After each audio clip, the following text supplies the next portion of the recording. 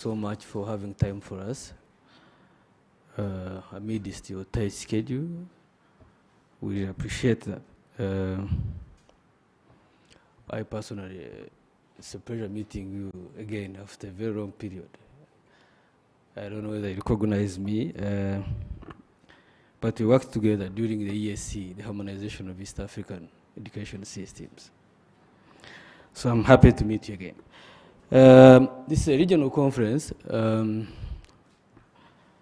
We have representatives from Ghana, delegates from Ghana. We have, of course, delegates from Rwanda, the University of Rwanda, College of Education. We have a delegation from Kenya, South Africa, Ethiopia, Canada. We have some colleagues from VVOB Rwanda, but also VVOB headquarters, Brussels. We also have some representatives from Zimbabwe. So given its outlook, it's indeed a regional and high-level conference. I want to take you through the agenda. There are some slight changes. Before you, there's a folder that has an agenda, but there are some changes. That's why I want to update you on the current updated program for today. We are going to have our opening remark from our chief guest. And then from there, we shall have a short video on the journey of promoting effective school leadership in Rwanda, a journey of almost a decade plus of VVOB in Rwanda, and the basis for the idea of having an African center. So the idea started with Rwanda, and I mean, given its contribution, the idea came to scale it and have an African center on effective school leadership. From there, we shall have some presentations, research findings from by Chantal. We'll do research on the review of empirical study, and also the consensus building by Jocelyn, and then have a Q&A. We shall also have a group photo at 10:45, and also a tea break. Then 11 to 12:40, we shall have a panel discussion on conversation on Ubuntu school leadership that will be moderated by Dr. Michael with the various distinguished panelists. I hope you'll enjoy that. Then have a recap and forward by Jeff. Then do lunch, and then in the afternoon there's a workshop on school leadership CPD, which is an interesting session as well. Yeah, I think that's the agenda for today. I want now to take the opportunity to invite you, a chief guest, for the opening remarks. Welcome, sir.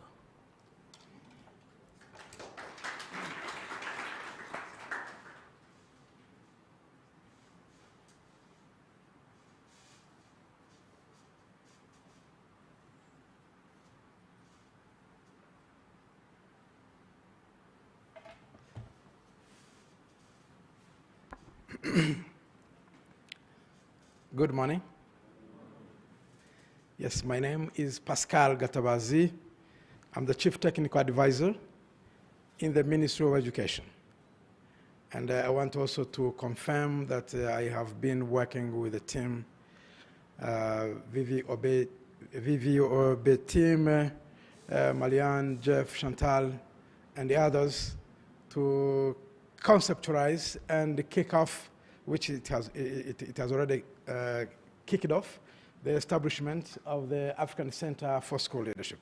So apart from today coming, representing the ministry, but I have been also a ministry focal person working with the VVOB team to align the concepts and define the way going forward. I wanted to appreciate, before I read something formal here, I wanted to appreciate the efforts, the big efforts the VVOB is putting in to have this baby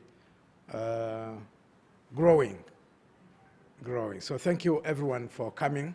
You are all key, because though it was conceptualized here, but it has this I don't know whether I call it a vision of being African, and having you strong people in the room representing the big part of Africa. We are confident that these efforts will serve as the best. So I have been in education for more than 20 years, if I can call it so. I have been in leadership, if I was privileged to be in leadership. I've been leading technical education in Rwanda for more than 15 years. I've been the principal of IPRC, the Integrated Polytechnics. In Rwanda, I've been the Director General of the Workforce Development Authority before moving into the ministry now, the Chief Technical Advisor. So I'm very happy to be here. So now I can read a few remarks.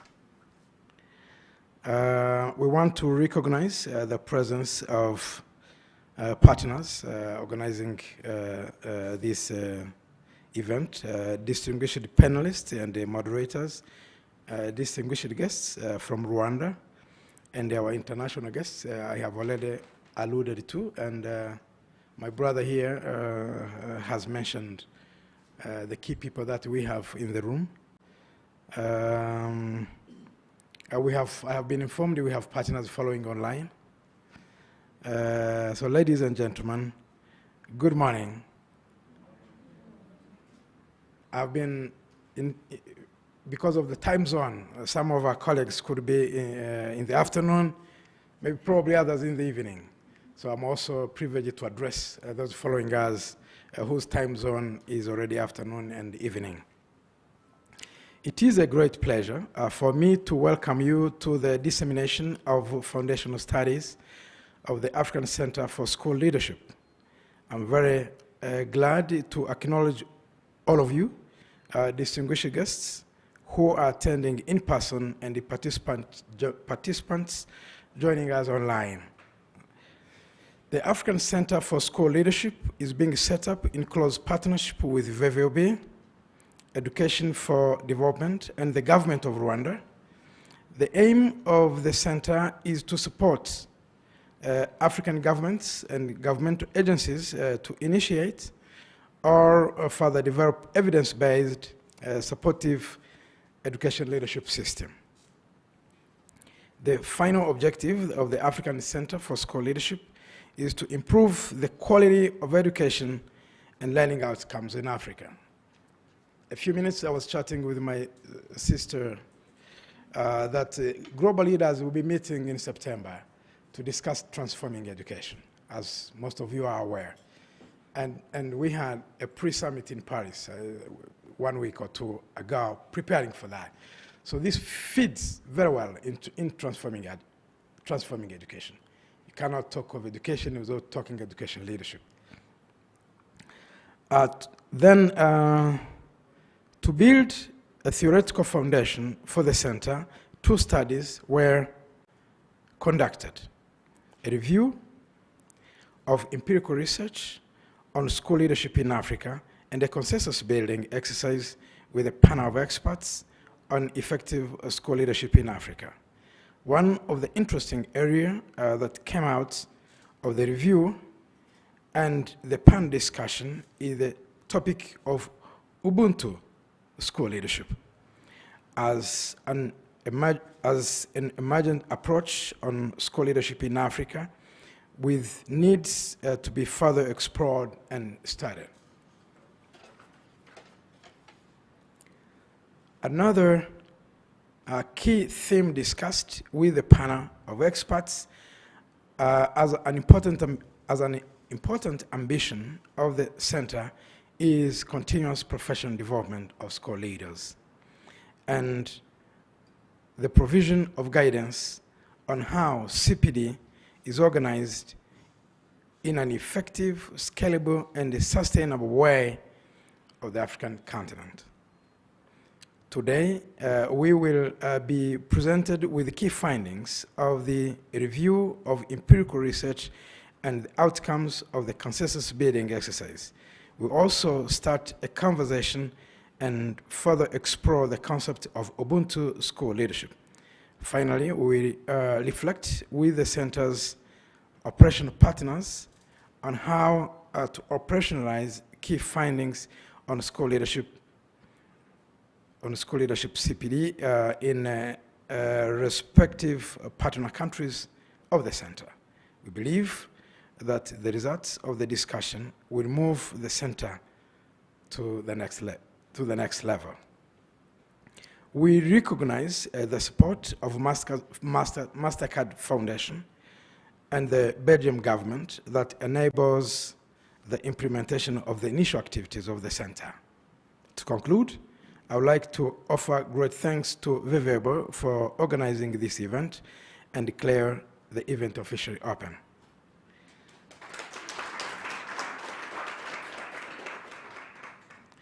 I hope you all find this day enjoyable and rewarding experience, and thank you for your kind attention. Thank you.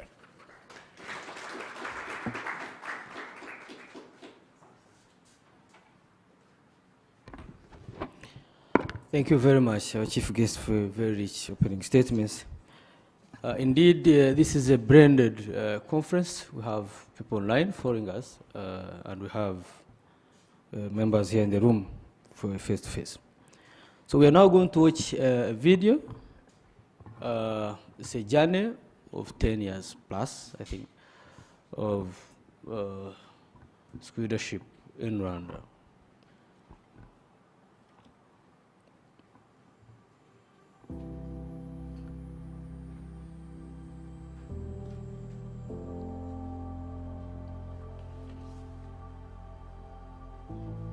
School leaders play a vital role in creating the conditions for effective teaching and learning. No school has sustainably improved the quality of education without effective school leadership. 2017, VVOB launched a Leading Teaching and Learning Together LTLT project that aimed to promote the quality of basic education through enhancing school leadership and developing a school-based teacher support system. The Ministry of Education in Rwanda has made great progress towards institutionalization of effective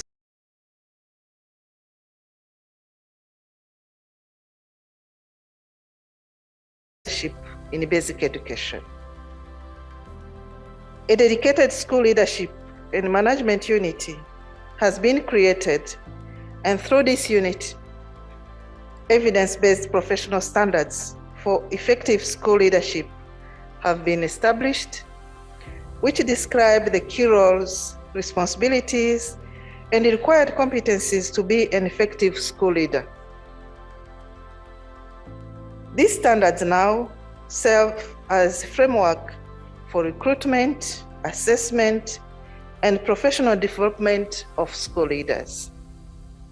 And also with the support of VOB and in collaboration with the University of Rwanda,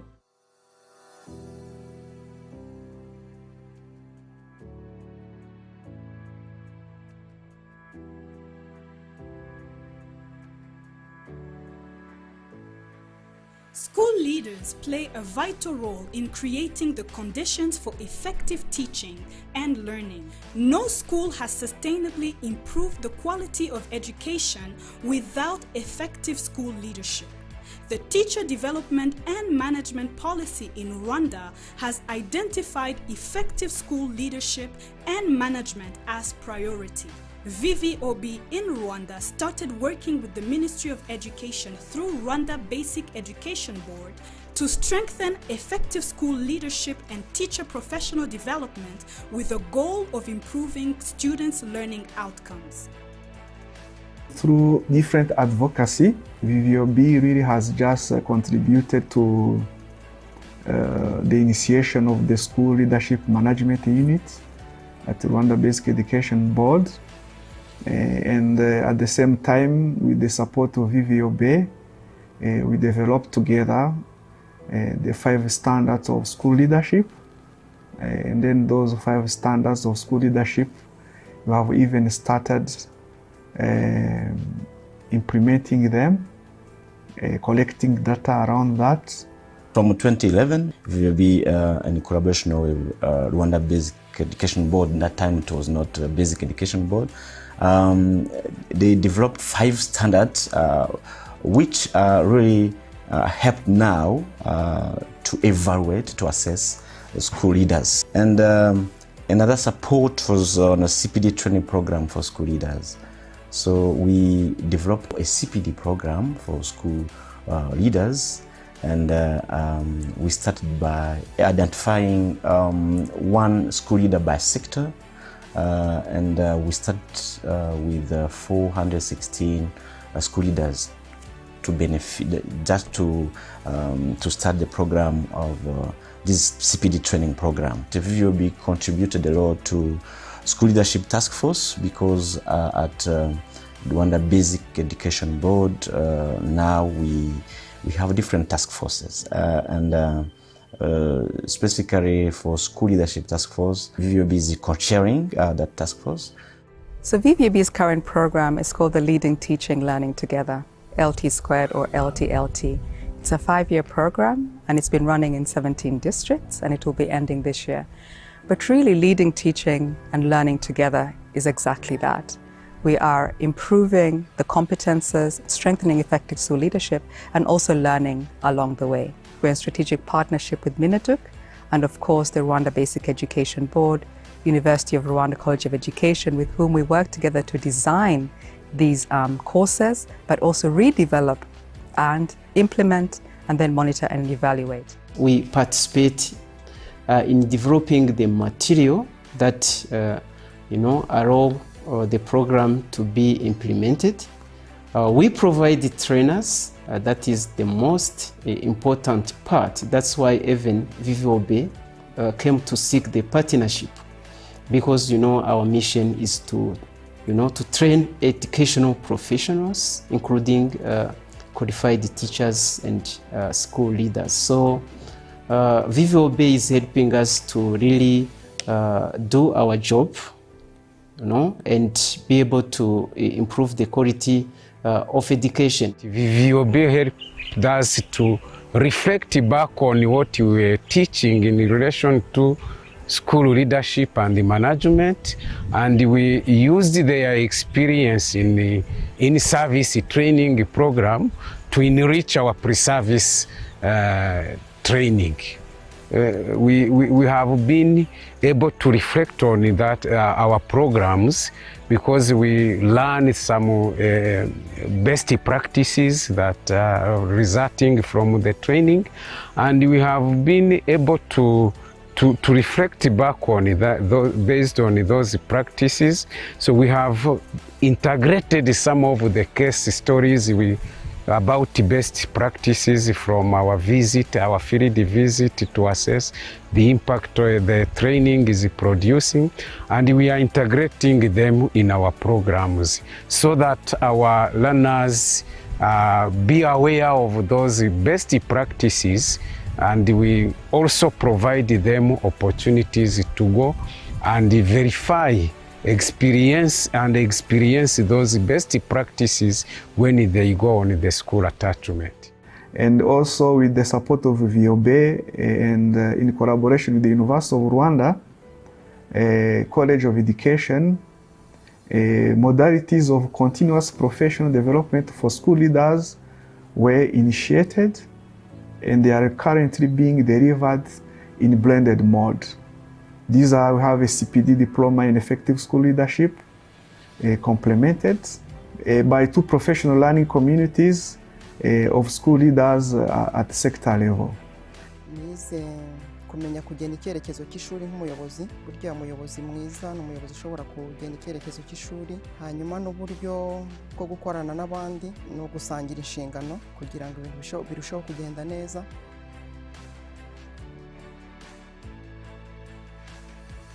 Before taking the training, I was not confident as I am. I have participated in CPD, Continuous Professional Development, where we have learned more things, but I have enjoyed with the coaching conversation. How can I help other school leaders in order to improve their performance we're actually seeing that school leaders are reporting that they actually know their role. They have the competences to deliver on their role. It's just not administrative, but actually they can set strategic direction, which is very important. The Rwanda Basic Education Board recognized really the contribution of VVOB. VVOB really has been a good partner during this journey to empower our school leaders. Effective school leadership is key to leverage quality of education for better learning and more resilient education systems. Empowering school leaders and developing their capacities are key actions to allow them to establish systems that enable teachers to continuously improve their practice and galvanize the whole community to support students' hopes and dreams. In this regard, the Ministry of Education in Rwanda has made great progress towards institutionalization of effective school leadership in basic education. A dedicated school leadership and management unit has been created, and through this unit, evidence-based professional standards for effective school leadership have been established, which describe the key roles, responsibilities, and required competencies to be an effective school leader. These standards now serve as framework for recruitment, assessment, and professional development of school leaders.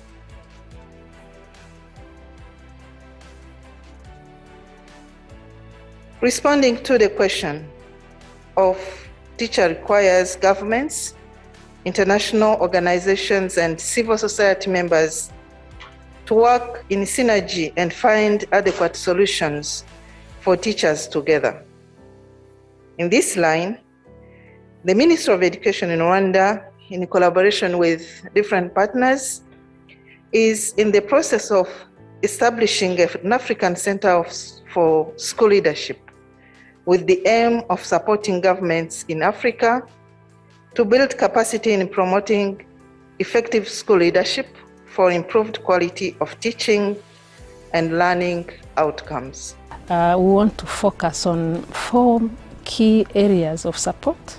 One is the development or redevelopment of policies, guidelines, standards, CPD provisions for school leaders. That's one. Another area is the support in the delivery of these school leadership programs.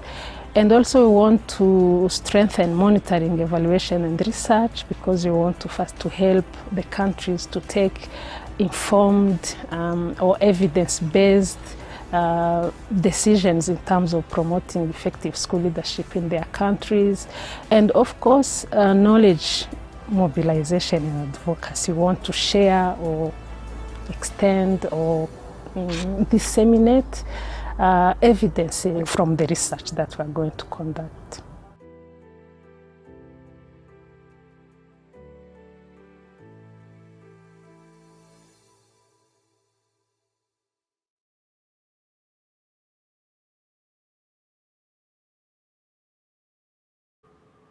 A short video on this long journey. It's not easy to present 10, 12 years journey in a video. Otherwise, you may keep people here for some good days. But we tried to summarize it in that sense. And you can see quite a number of players had something to say, from policy makers, from implementers, from beneficiary schools. I mean, it's quite evident. And we very much know that if we are to achieve, say, SDG 4, I mean, school leadership has a very critical role to play. Research has proved this, that school leadership is second to quality teachers if we are to have quality education for all.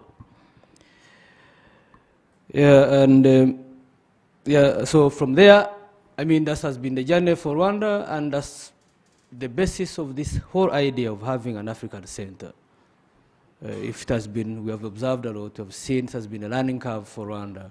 why not scale it and have it at a continental level? That's the whole idea for that. So now we are going to have some more presentation on this, bring out some research findings and talking with facts now. I now want to invite Chantal, the first presenter, who is going to present the review of empirical research on school leadership in Africa.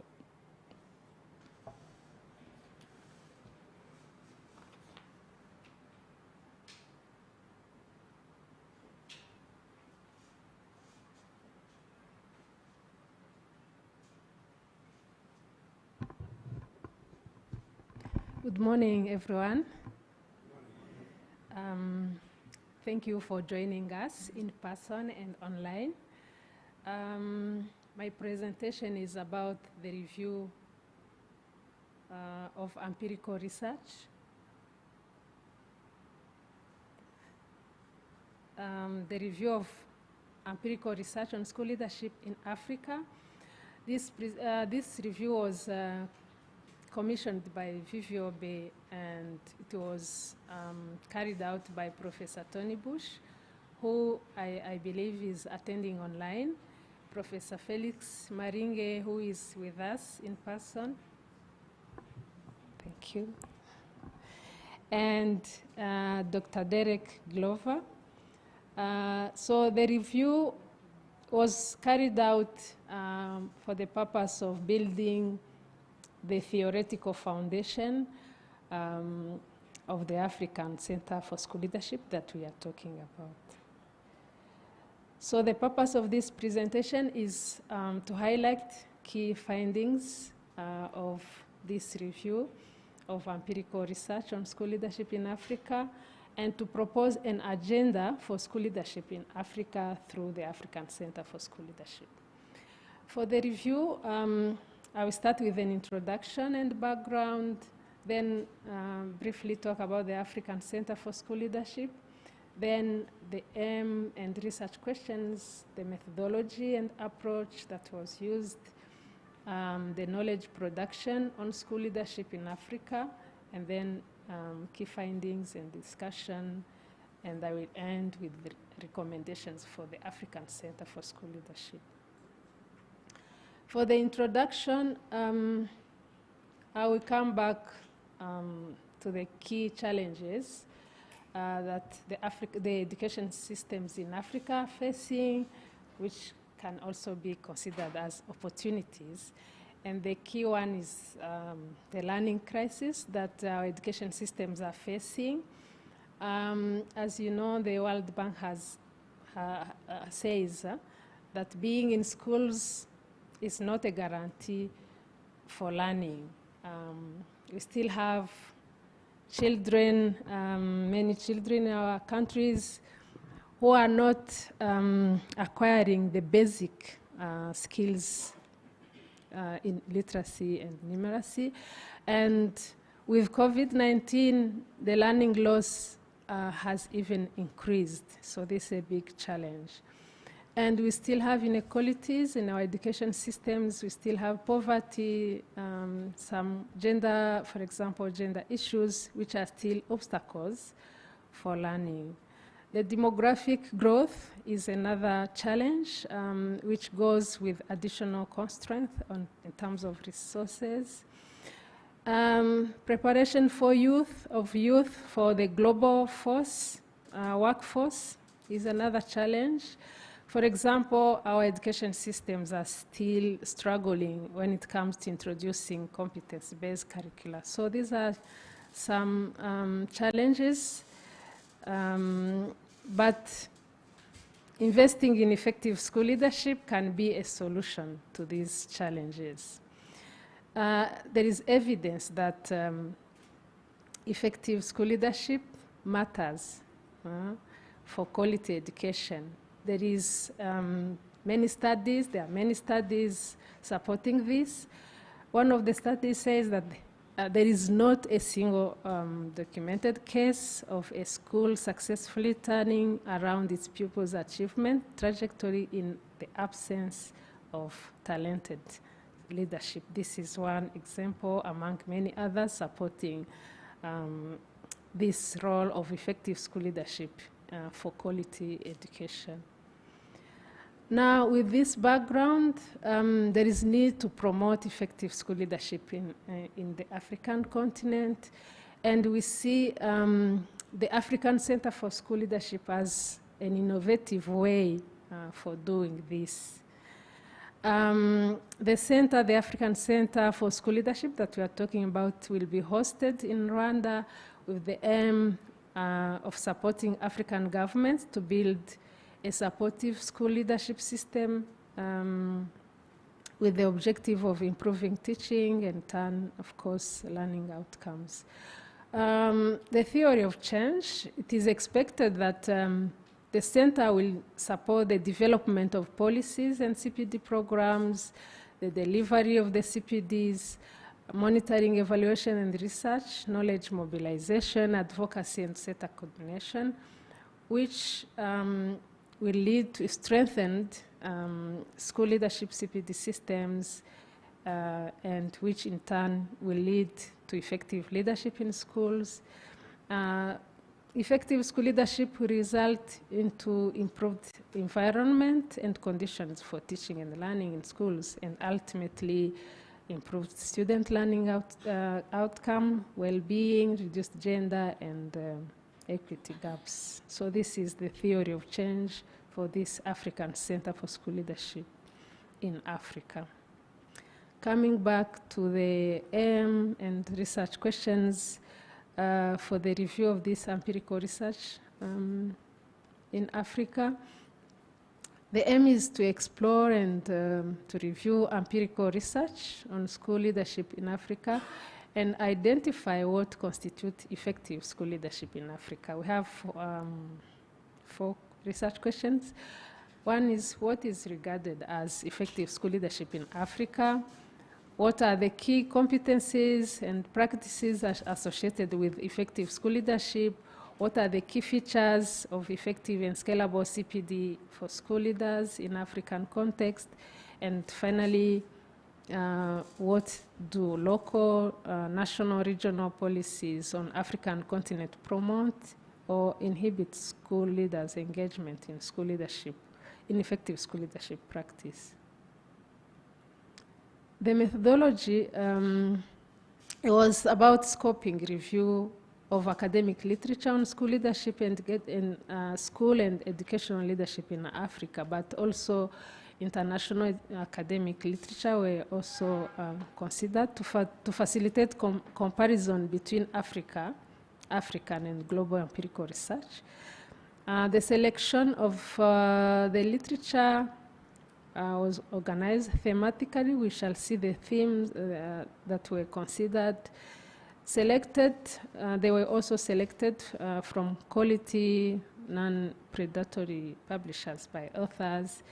And we considered, the review considered qualitative, quantitative, and even studies with mixed methods.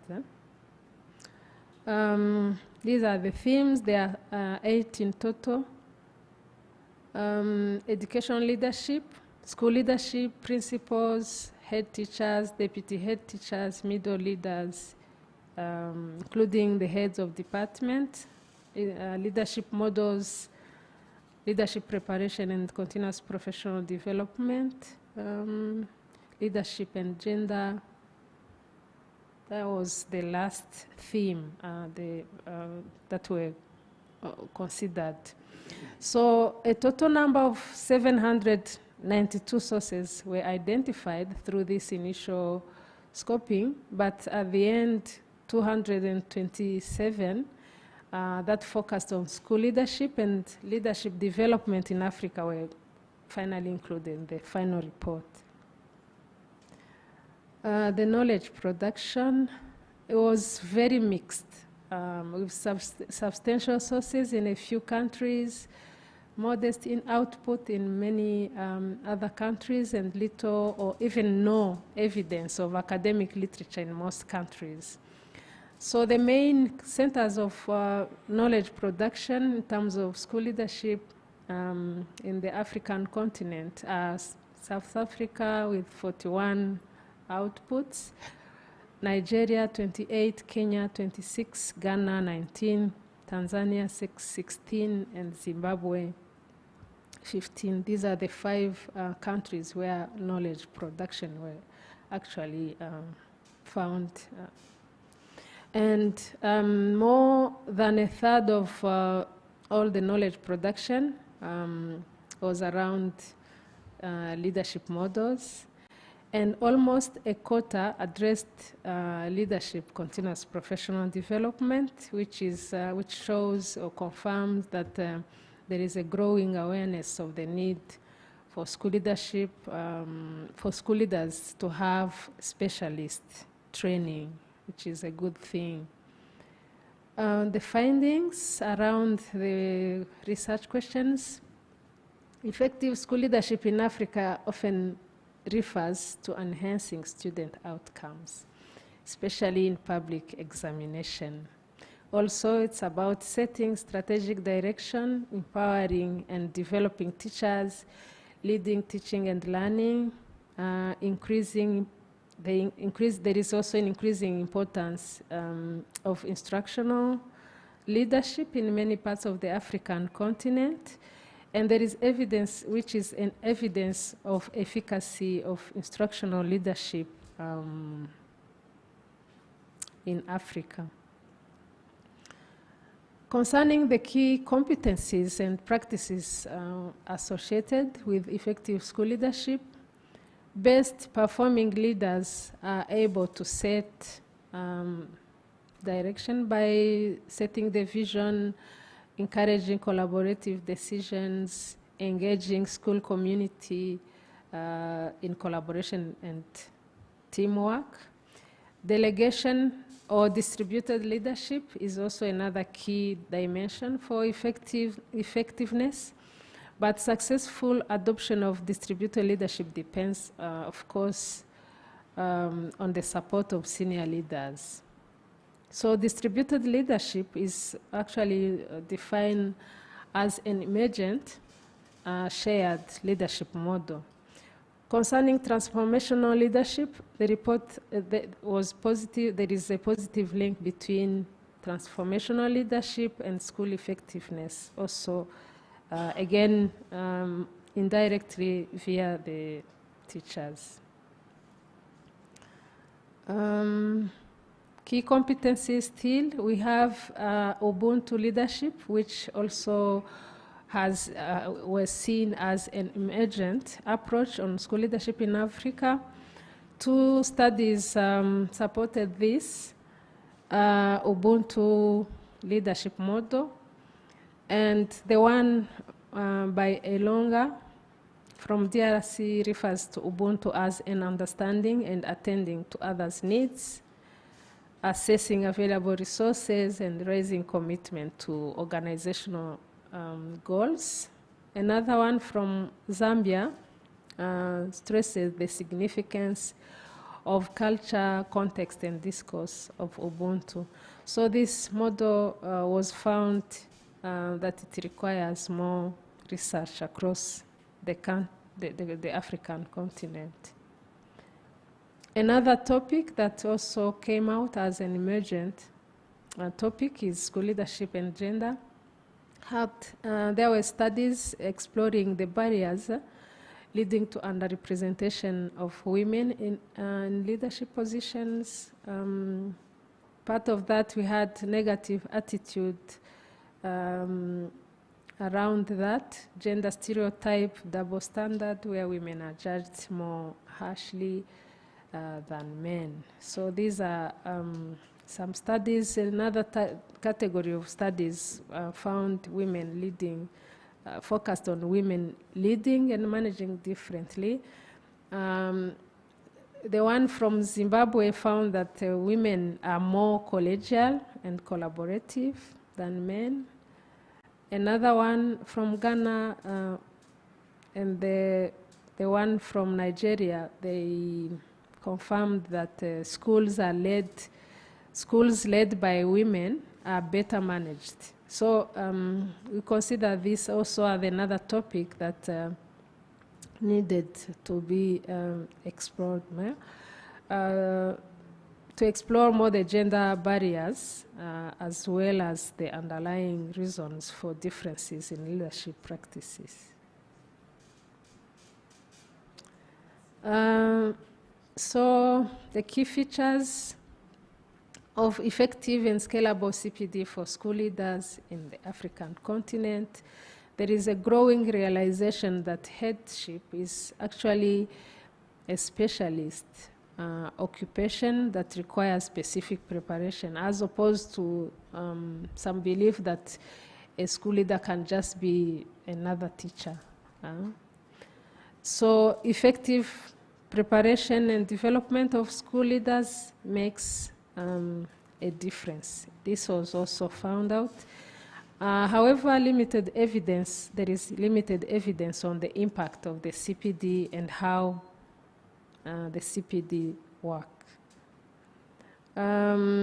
Concerning the CPD models, we have a number of models that were used in the African continent: training, award, bearing models, deficit models, cascade, standard-based models, coaching, mentoring, and others are some of the models that were identified in African.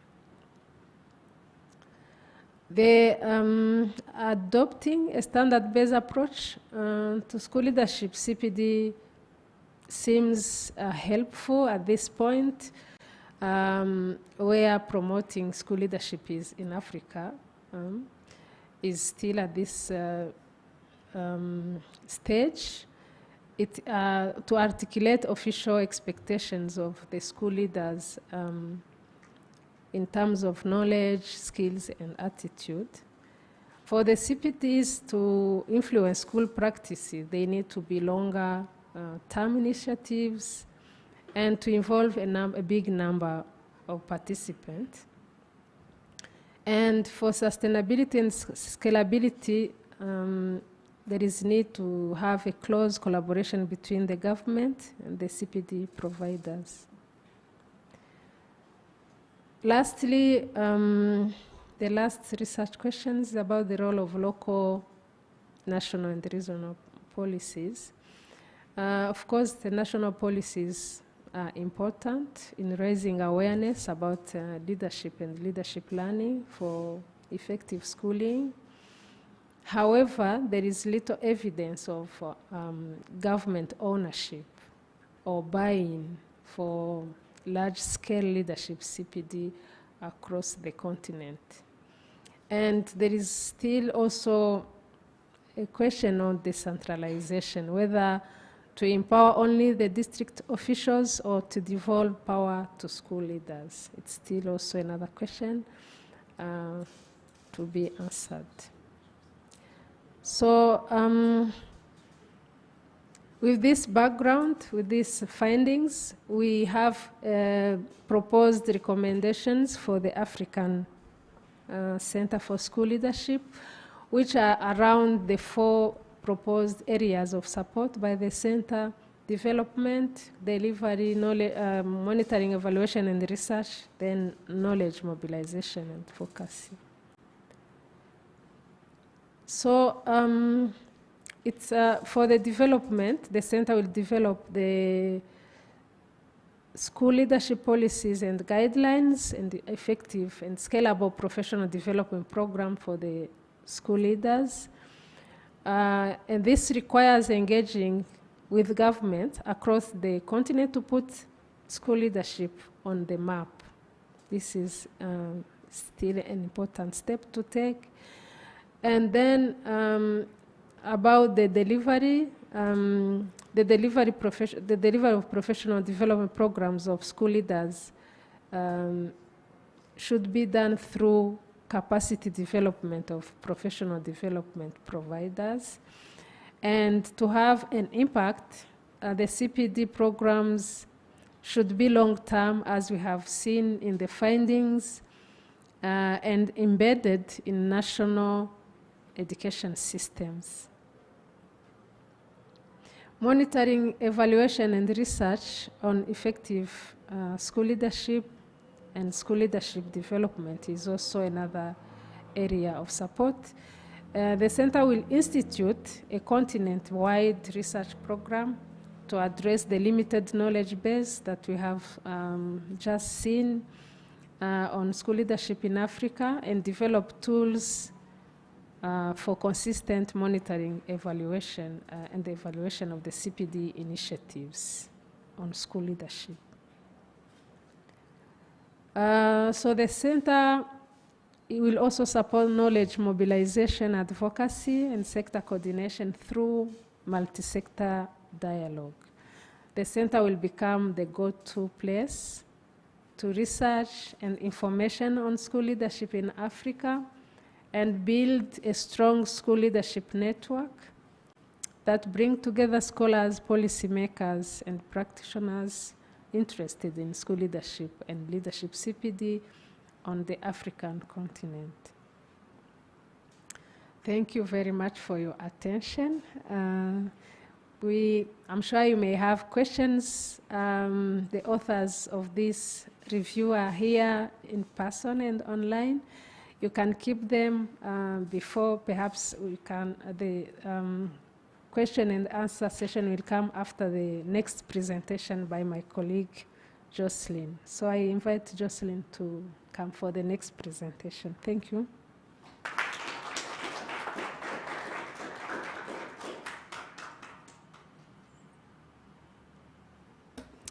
Thank you, Chantal. Good morning, everyone. My name is Jocelyn Kirezi, and I'm a research advisor at VIVOB. So I'm going to present a Delphi study that actually we conducted with Chantal, Jeff, and Richard as main researcher, but the whole research actually we conducted with you as experts. So it's feedback from you, from the data that we received from you.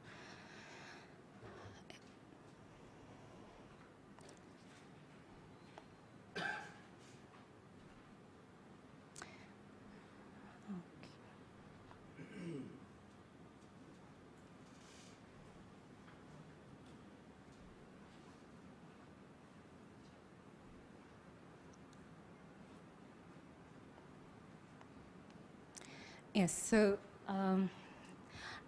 this is a building consensus exercise, again, to really assess what is school leadership in Africa, and also to confirm what we have learned from the empirical review, so that we start, as the advisor said, we are starting as a baby, and now to see if we're growing at the right stage, we needed that evidence, that's backup evidence. So this is why we conducted this building exercise. So the structure of my presentation, I will give a brief background of why I already started, but also I wanted to go through the methodology, how we went through it, and then we will present some key findings, both regarding the research question, but also the conclusion from what the center is expected to be doing. So again, as I mentioned, this is really a complementarity for the review of the empirical research. So we wanted also to have the view from experts, basically experts from Africa that are working in school leadership, both from the CPD providers, researchers, but also all the lecturers that are really building the capacity of school leaders to practice school leadership at the school level. And we focus on what constitutes, again, effective school leadership on the continent, and also looking into what will be then the priority of the center, the key intervention area. So that, again, I think it was one of the key recommendations from the last workshop. It's really like to make sure that we are working together, like we are growing together, not growing alone for this center. So in terms of methodology, again, we use a Delphi technique, and we conducted this study through a series of questionnaire, and the whole exercise really to put a group of researchers and also identify experts, and also to make sure that, again, these more minds are really better than one, and then so that we collect as more insight as possible, based on what we learned from the empirical review again. And also making sure that this technique actually allows for you to be not only participant, but also included in the whole data collection processes. And of course, again, coming back to the opinion and ideas within the research process. So to do that, we are this is briefly the research question, but I know that Chantal already mentioned this. This is the 4 center intervention area on the right, and then on the left we have the research question, the 4 key research questions. So in terms of how the study went about, we started by preparing, of course. Through the whole preparation, we wanted to make sure that we collect all the conclusions from the review, so that we build from them, and then we develop a set of different statements. From those statements, then again, concurrently, we were working with another team who were identifying different stakeholders that are involved in school leadership around the continent, together, of course, with our the researchers that was conducted the empirical review, Felix and Tony Bush. So once we were concluding around the number of experts and we received their consent, then we started already the first stage. We call it round 0, which was mostly qualitative, and we wanted to make sure that we collect additional insights on all the key questions that were highlighted, all the research questions, so that we, again, this is the participatory of experts within the data collection. So we wanted to have qualitative insight, additional statement to make sure that we are really having a clear idea of what constitutes effective school leadership in Africa. So based on the additional statement that we received, we then start the cleaning processes to make sure that all the statements are aligned on the right questions, but also addressing there are no duplication in terms of different statements. And then the real data collection started with round 1, which was a mixed method. We combine qualitative and quantitative, whereby then we will ask experts to assess the level of agreement within the statement for the research questions. So they will say that maybe for this statement, I do agree or I do not agree at all. So it was a rate of from 1 to 10, and they will select one rate. And regarding the center's priorities, they will then assess whether that priority is really important or not important at all. And behind that, they will also, in addition to that, they will provide qualitative insights. What do you feel that maybe one statement, you give it a 9 or a 2 or something like that. So we wanted to have that also background in terms of understanding why do you rate this statement as such and not. And we presented the key findings in March this year. And based on that, actually, we also received a lot of additional insight and comments to really, again, understand what constitutes effective school leadership in Africa, but also other points around the intervention of the center. And based on the comments and the feedback we received, we review most of the statement that did not receive a consensus, and then we built from there to then round another round, the last one. And from there, we then, again, we provide the statement that did not reach consensus, and we received the qualitative addition and so on. And then here I'm presenting the findings for the both rounds. So first round and round 2. And I have to say also the whole data collection was conducted remotely, so we would only send linked or survey to different participants. I know that most of you received the link or the survey and responded to this questionnaire. So going back to findings, and I think that will also drive the discussion that you will be having later on in the workshop. So first thing, what constitutes effective school leadership in Africa? So based on what, so I will be presenting where we find more agreement, and then where we find less agreement, and then why. So we see that most of experts actually agree that effective school leadership is effective when it leads to student well-being, reduced dropout, but also increased equity. And I think throughout the visit that you see that actually it's really important to make sure that that aspect also comes in at the school level. Like we keep in mind that aspect of equity. But we also see less agreement in terms of school leadership being effective when it leads to public examination. It's not a bad thing, but because the argument behind is that actually it's not only public examination, it's really also this additional assessment, both summative and formative.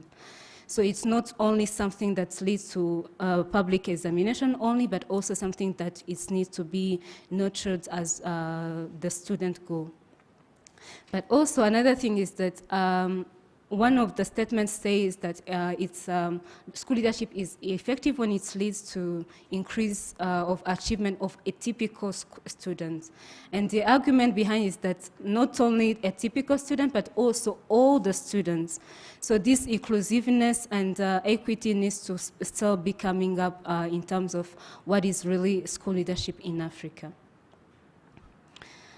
Moving to the research question 1, so what are the competences and practices associated with effective school leadership? We find that actually competences are really around this ensuring there is a learning environment, there is a good learning teaching environment, and also managing the school as an organization. But also an additional insight that comes in is that actually all this needs to be possible with the trust and empowerment of the school leader towards the school community. So all this can be possible together with this empowerment and trust among the school members. And we see actually less agreement around that these other leadership positions, they don't have a clear role and responsibility, which then translate into having less role at the school level, meaning that, for instance, the deputy head teacher won't know exactly what to do because there's no clear tasks that are already around. But then still we find that there's still some controversy around that. Another thing was that Ubuntu leadership, I think that will be an interesting topic later on in the panel. It was first stated as it should be an emerging strong approach for school leadership in Africa. And a good news actually is that it's not only it's supposed to be for Africa only, but also for the whole world. Like it's an universal value, because then it's come back to humanity and this philosophy of Ubuntu being part of the school leadership in general. So I think it will be a good conversation with the panel later on. So coming back to school leadership and gender, there is, of course, more argument in some saying that actually we still need a female school leader in terms of to make sure that we have this gender equality. And I think coming back from the conversation from yesterday, like we still need to be intentional about selection of the school leader, female school leader. But also another thing which was really controversial is that women are more likely to be effective instructional leader than men. And I can see that maybe it can bring up a lot of issue, yeah? But again, yes, there is a need to give them more opportunities. But as a researcher, I think this is also bringing an aspect like we need more evidence to support why women are more likely to be more effective instructional leaders than men. And again, another thing is that we tend to generalize, which can be also in terms of context and so on. So the second research question was around key features of effective and scalable CPD program for school leaders.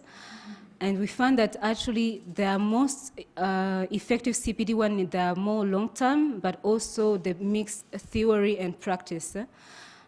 Because again, from the yesterday panel, it was like the head teacher says, this is what I was always doing. It's just to make sure that I do my role and responsibility better. So also that come up as really a key findings here. But also the scalability of CPD need the support from the government. Again, this is why the working together comes in. So when you are reflecting in your groups this afternoon, I think it's really something you need to also reflect on and maybe explore further how this can be explored in different countries. Another thing which was controversial was around CPD being structured, formal and mandatory. This one was not, there was kind of controversy because there was this idea that if it is mandatory, then it's become something that a trainee will just attend for the sake of attending, not to gain any knowledge behind. So there is still a need to identify the needs for the school leaders before even making sure that this is really mandatory. But of course, there was also this aspect to include in the CPD program financial literacy, but it was also something that is controversial because then you don't need to be a specialist in terms of financial literacy. As a school leader, you need there is always at the school level someone who can support you with that. So regarding the last question, the role of local, national, regional policies, there is more awareness in terms of the need of more awareness from national policy around leadership and leadership learning for effective schooling. But also, we saw that actually district and regional leaders are important part of the education.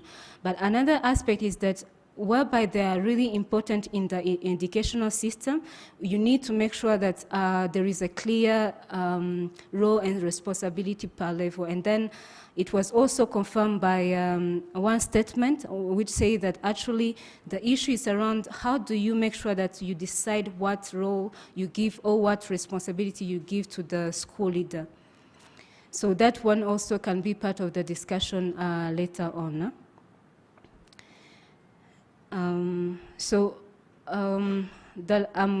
Moving to the center, the intervention of the center. This is where we reach more consensus, by the way. So all the statement that we presented, we received more consensus. And I think that actually some of these aspects we are started already to put in place, like putting school leadership on the map with the intervening different key stakeholders around the continent.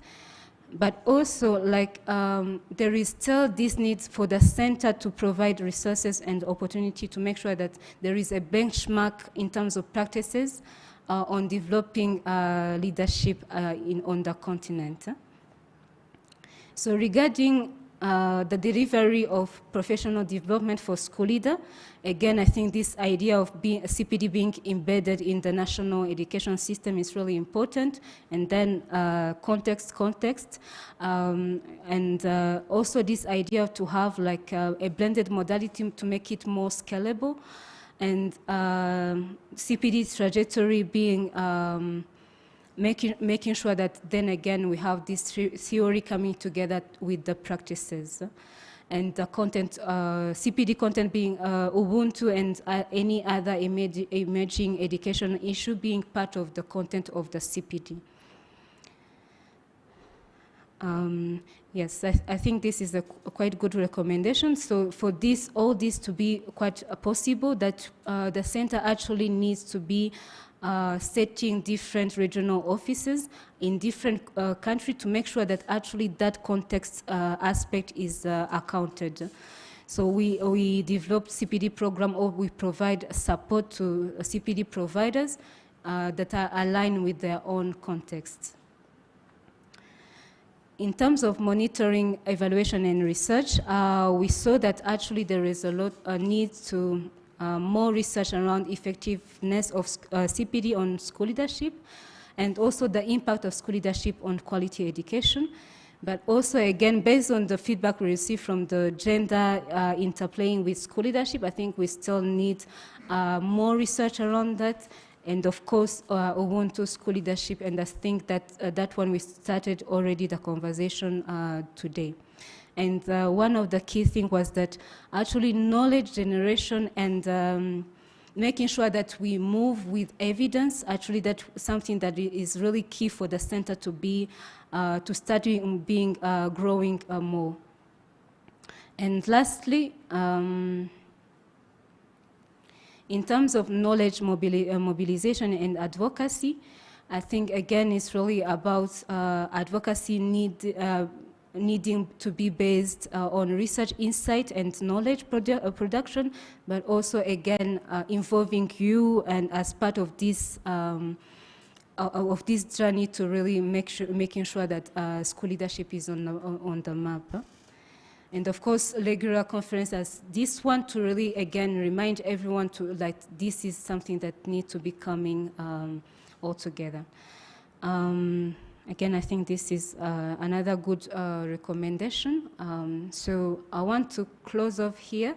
I hope I've clarified all the area that we reach as consensus, and actually that will give you a good background to help you in the later on workshop and the discussion on Ubuntu and so on. So thank you very much. Let me invite Chantal for the question and answer.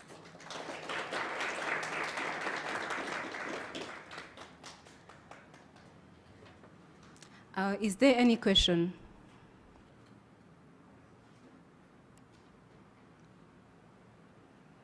Yes, Jolie?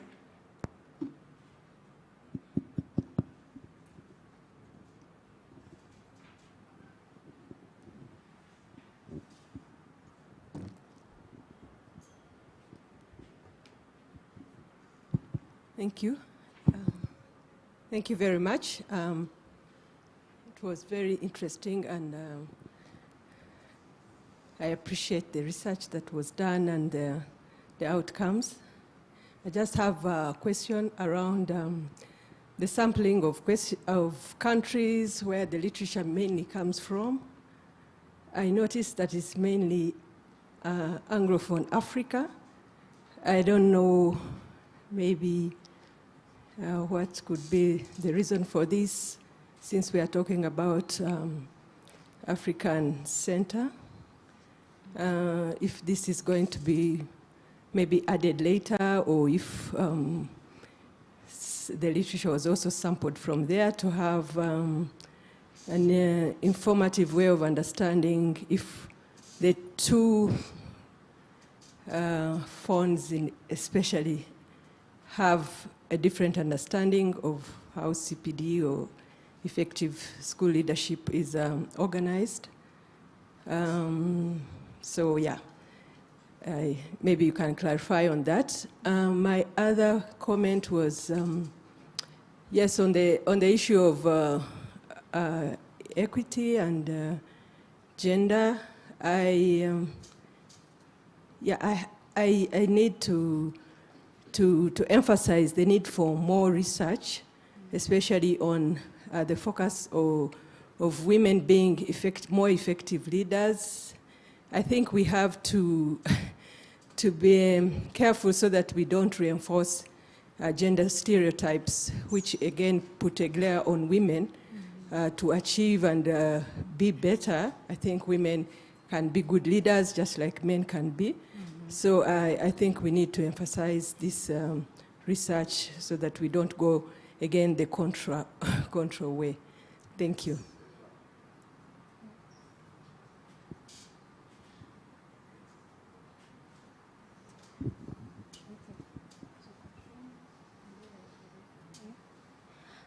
Maybe let us take another question before answering the question from Jolie, and then we will answer first in the room, and then we'll go online to check if there is any question.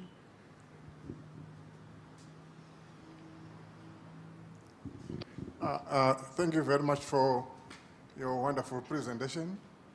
And mine is really not a question, but it is a comment with regards to effective school leadership in Africa. I got interested, especially when you talked about there being no consensus or agreement in terms of public examination results. And that really confirms one of the researches that I did with a colleague, two colleagues in Zimbabwe. And the question that came to my mind then was, who really is interested in results? Because the parents we interviewed were not so much interested in the results, but in the formation of character, the production of an individual who is productive, an individual who is able to contribute meaningfully to the development of society. So perhaps, to me, that points to the need to have a more holistic approach to school leadership if we are to respond to what society is saying to us. Because as educators, we are mostly interested in outcomes, people's learning outcomes. But society is saying, no, that's wrong. Thank you. So more holistic approach, and also moving from the results, but also the character and other aspects. Thank you very much, Oswald. Coming back maybe, okay. Yeah, thank you, colleague. I think you said something that also provoked my insights here. I do agree with you that examinations, especially national examinations, very few parents, if at all, would be very keen into the statistics and the numbers beyond having some level of confidence that there is value for money in terms of the child or the students being able to be productive members of society. And I think this has been a dilemma along the way. Who do the examinations serve? Are we so keen on having examinations for placement, for example? So I think school leaders here on are going to have to challenge the examination practice as well, because numbers and statistics and who has gotten 80 and 70, those could be just statistics. What does the 80% translate into in terms of the skills, in terms of the attitudes, in terms of the functionality of that person in the society where he or she lives? So I'm building up on your comment. It's actually something that is very controversial, that school leaders are going to have to maybe challenge, and we come out with something to demonstrate learning outcomes beyond exams. Thank you. Thank you very much, Dr. Mike. I think that is really a good comment, and I think that actually is bring about what you are going to discuss within the workshop now. So it's up to you to start reflecting on what is then, what is the output, what are we going to see that result, more from moving from the examination result and the data as you mentioned. So coming back to the question from Jolie, yes, I think that we did consider other countries, not only Anglophone countries, and I think that maybe Felix can provide more insight on that. Felix?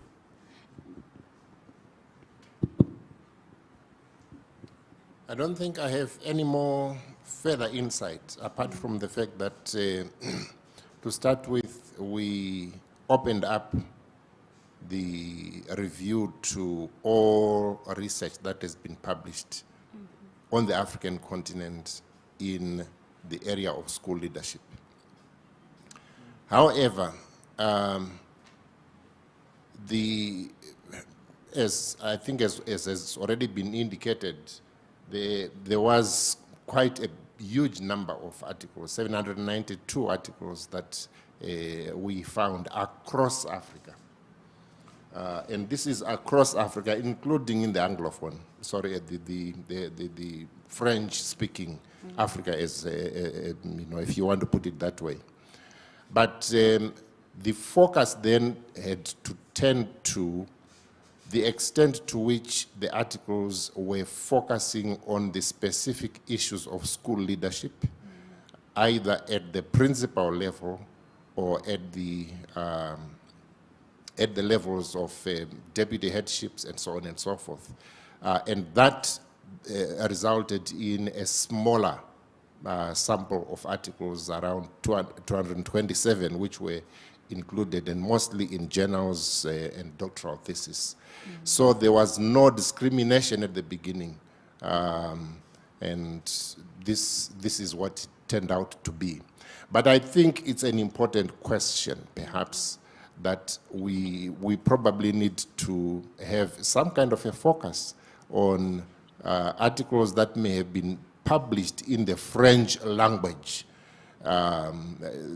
They may have escaped our attention in this particular regard, but there may be need for that kind of a dedicated focus outside of this particular research, perhaps as part of the activities of the center going forward. Thank you very much, Felix. And I think, Dr. Joly, you have access to the whole full working paper, and you can see what is the number of papers that were found in every country, I believe.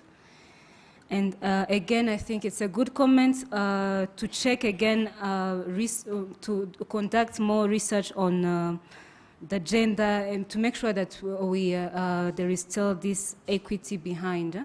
And I think that one is, of course, a good comment. I think we have a question online.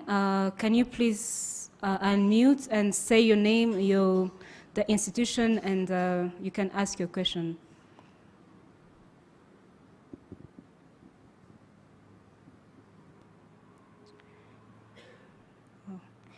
So the number is 730324. I don't know who it is, but please unmute. You can go ahead. Hello, Jocelyn. It's Tony Bush here. I can't. Oh, hi, Tony. The system has blocked the video. I haven't been able to unblock the video. I don't know if the host can do that. But anyway, I just wanted to respond to some of the questions that have been raised by colleagues, if I may. So that the First Lady asked about why it was mainly Anglophone countries that were prominent in the research that we carried out with Felix and Derek. And I think it's interesting because, Jocelyn, as you pointed out, we also looked closely at the French language literature and also the Portuguese language literature. And we didn't find very much. When we thought about this in terms of analysis, what we know is that the field of school leadership globally began in Anglophone countries. So the research, initial research was dominated by the US and the UK and Australia and to some extent Canada and New Zealand. And so I think this had more influence in English-speaking or Anglophone countries in Africa than it did elsewhere. It doesn't, of course, mean that the needs are any different. The needs for children, the needs for teachers, the needs for leaders are any different in those other countries. We simply don't have the knowledge base to understand the situation there. So I think that's a challenge for us. The other very good point that the lady made was about needing more research on women as more effective leaders. Of course, what we reported in the research was what we read in the various pieces of research that have been done around Africa. My interpretation of all that is that because women find it much more difficult to access senior leadership positions, for a whole range of reasons to do with culture and to some extent discrimination, those women who do succeed are often exceptional people, because it's harder for them to reach that level of school head teacher, and that's why they're sometimes perceived as more effective. But we certainly need more research to substantiate that, or at least to move to a point where women are equally good, rather than having stereotypical views that men are better leaders than women. So we do need to be careful about that. Just to respond also to Oswald's comments, good morning, Oswald, and you and I have been working closely together for quite some time on projects in Zimbabwe, so it's good to hear your comments. And the other comment that was about the views of parents, I think, is very significant. And what do parents want from their children's education? And we know that many parents are skeptical that academic outcomes will improve their lives. And many parents take the view that it's better for their children to stay out of school and earn small amounts of money, to contribute to family budgets rather than to become educated. And that's a massive challenge for the African Centre and for governments and educators all over the continent. So thank you for giving me the opportunity. I do hope that somebody can get my video working. I haven't been able to do it. If colleagues can do that in the centre, that would be really wonderful. Thank you. Thank you very much, Tony, and thank you very much for your comments and insights. I think those are good insights, and maybe if there is any other question online.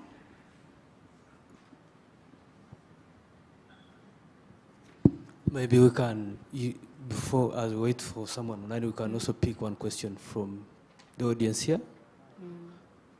Is there any burning question?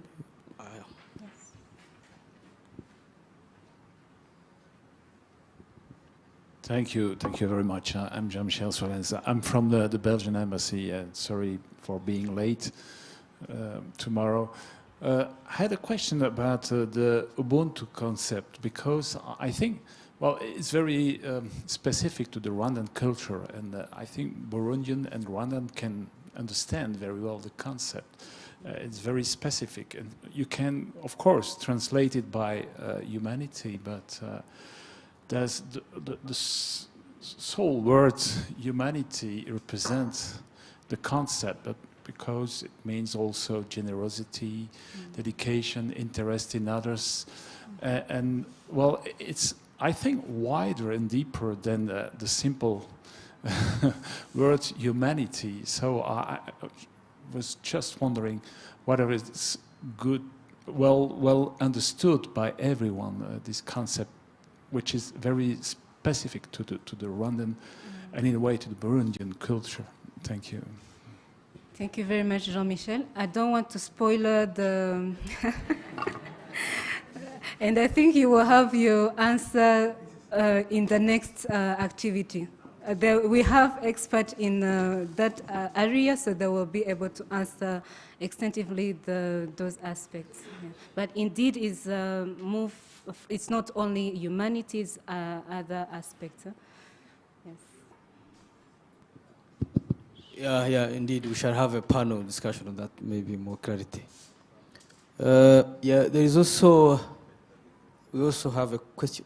Any other question? Okay.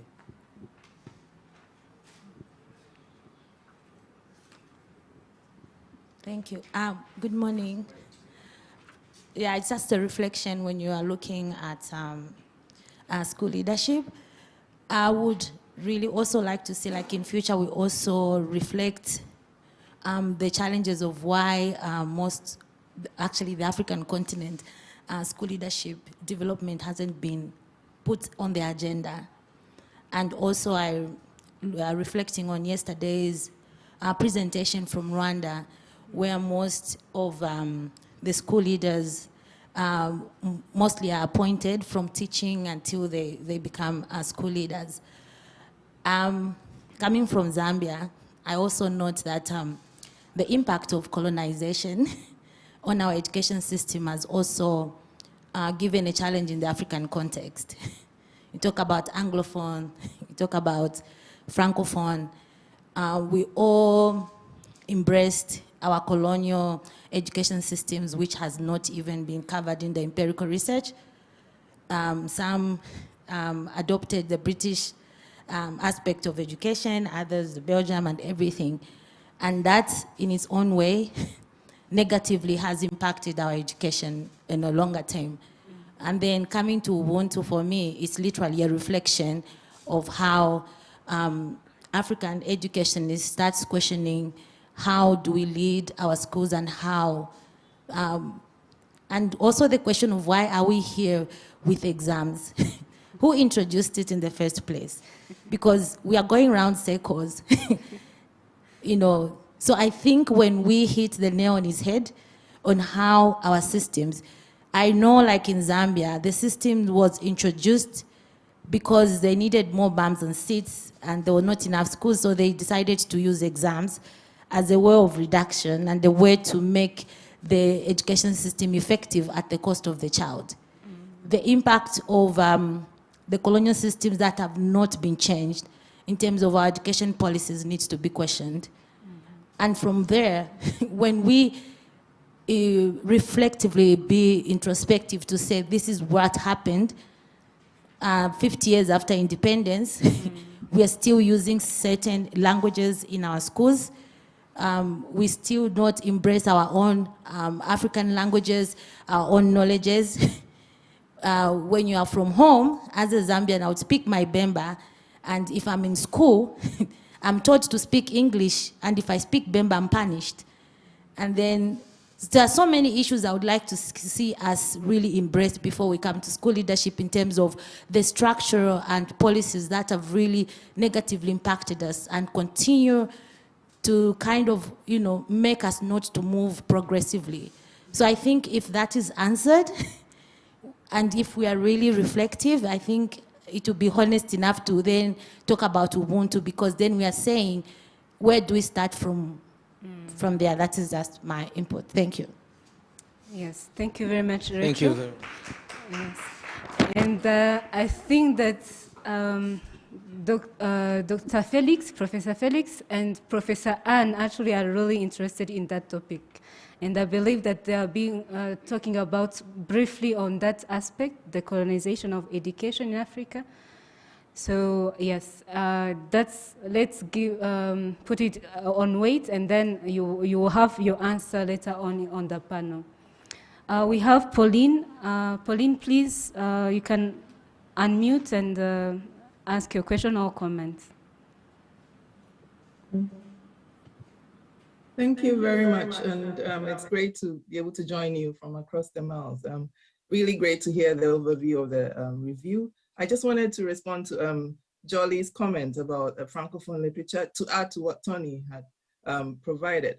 So I'm currently working as Director of Research and Insight at an organization called Education Sub-Saharan Africa. And part of what we've been trying to do is highlight or raise the profile of research published by African researchers, so education research. And again, we have a database where we've cataloged this research. It's publicly available, and I'll put a link in the chat. But just to emphasize what Tony was saying, even when looking for peer-reviewed publications or gray literature, we really struggle to find good quantity of Francophone research to index in that database. So with Anglophone, we find them in, say, Scopus, Web of Science, or we have more access to gray literature, but not for Francophone or Lusophone. So if anybody has some idea of where we can find a greater volume of these publications, we're happy to upload them to the database to make them more accessible within and outside Africa. We're just still struggling. So if anyone has more information or direct access, please let us know, and we will aggregate them and make them available to everyone. Thank you.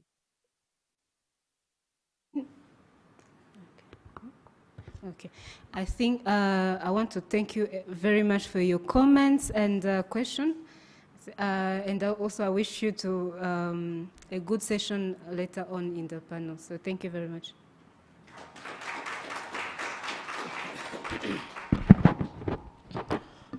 Thank you very much, Jocelyn and Chantal, for the nice presentations. It's good to see that actually most researchers point to the real four mandate or the 4 point the center envisions to address or to intervene in school leadership. We are now going to have a group photo and then have a tea break. So Etienne, you can guide us here again. Okay.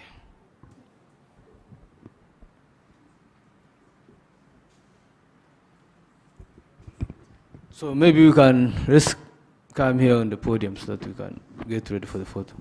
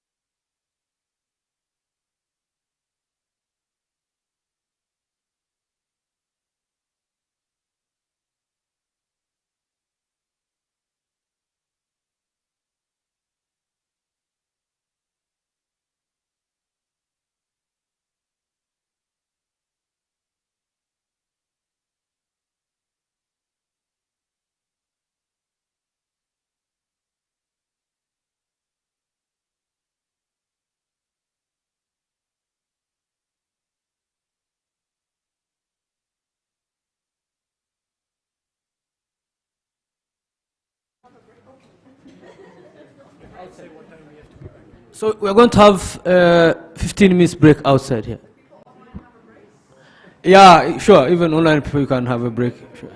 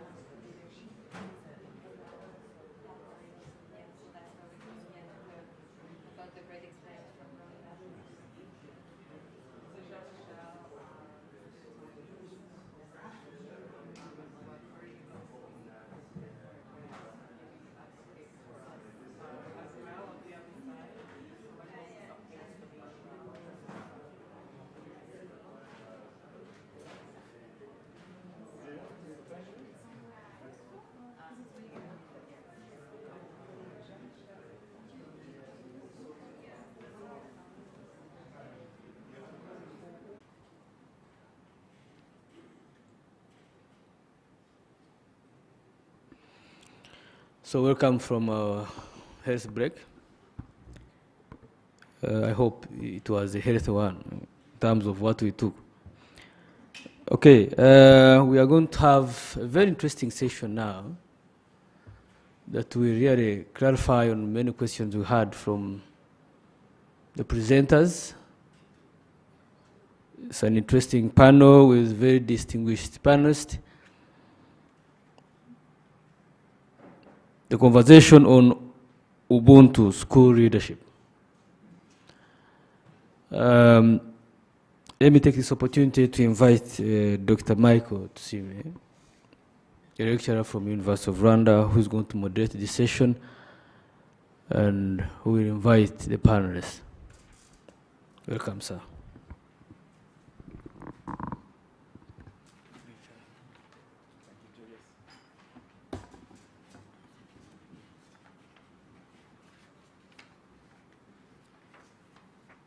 Well, thank you all. Are we all good? Yeah. Yeah, it's a very, very heavy discussions, if I may. A bit controversial, if I may, as well. But that's what leadership is. Sometimes, yeah, thank you so much. That was generous of you. That was Ubuntu coming up. Yeah? So, anyway, we have 3 great colleagues here who are going to be panelists. I thought maybe we have the slide with the bios, but I can go through them briefly. And if I don't do justice to your extended bio, we have Anne Lopez, a professor of education leadership and policy at the University of Toronto, and is also a co-author of Decolonizing Education Leadership, Exploring Alternative Approaches to Leading Schools. And you're most welcome.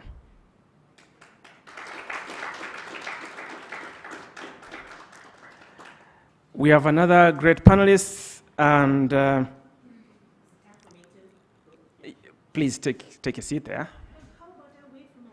Okay, that I think this whole Ubuntu thing is yeah. Wait for your colleagues. That's generous of you. Yeah, exactly. So I'll be faster so that they join you. We have Felix. Felix Maringe is a professor affiliated to the University of Witwatersrand in South Africa, focuses on transformation in higher education. Also a co-author of School Leadership in Africa, a review of empirical research. You also have to wait for colleagues. We have Maurice Odondo, a director of Kenya Education Management Institute with 24 years of experience in education sector, having contributed to various capacities. He's also a renowned trainer in leadership and management. Now you all can come together. Yeah? I like that. Take your seats. We all can go together, okay?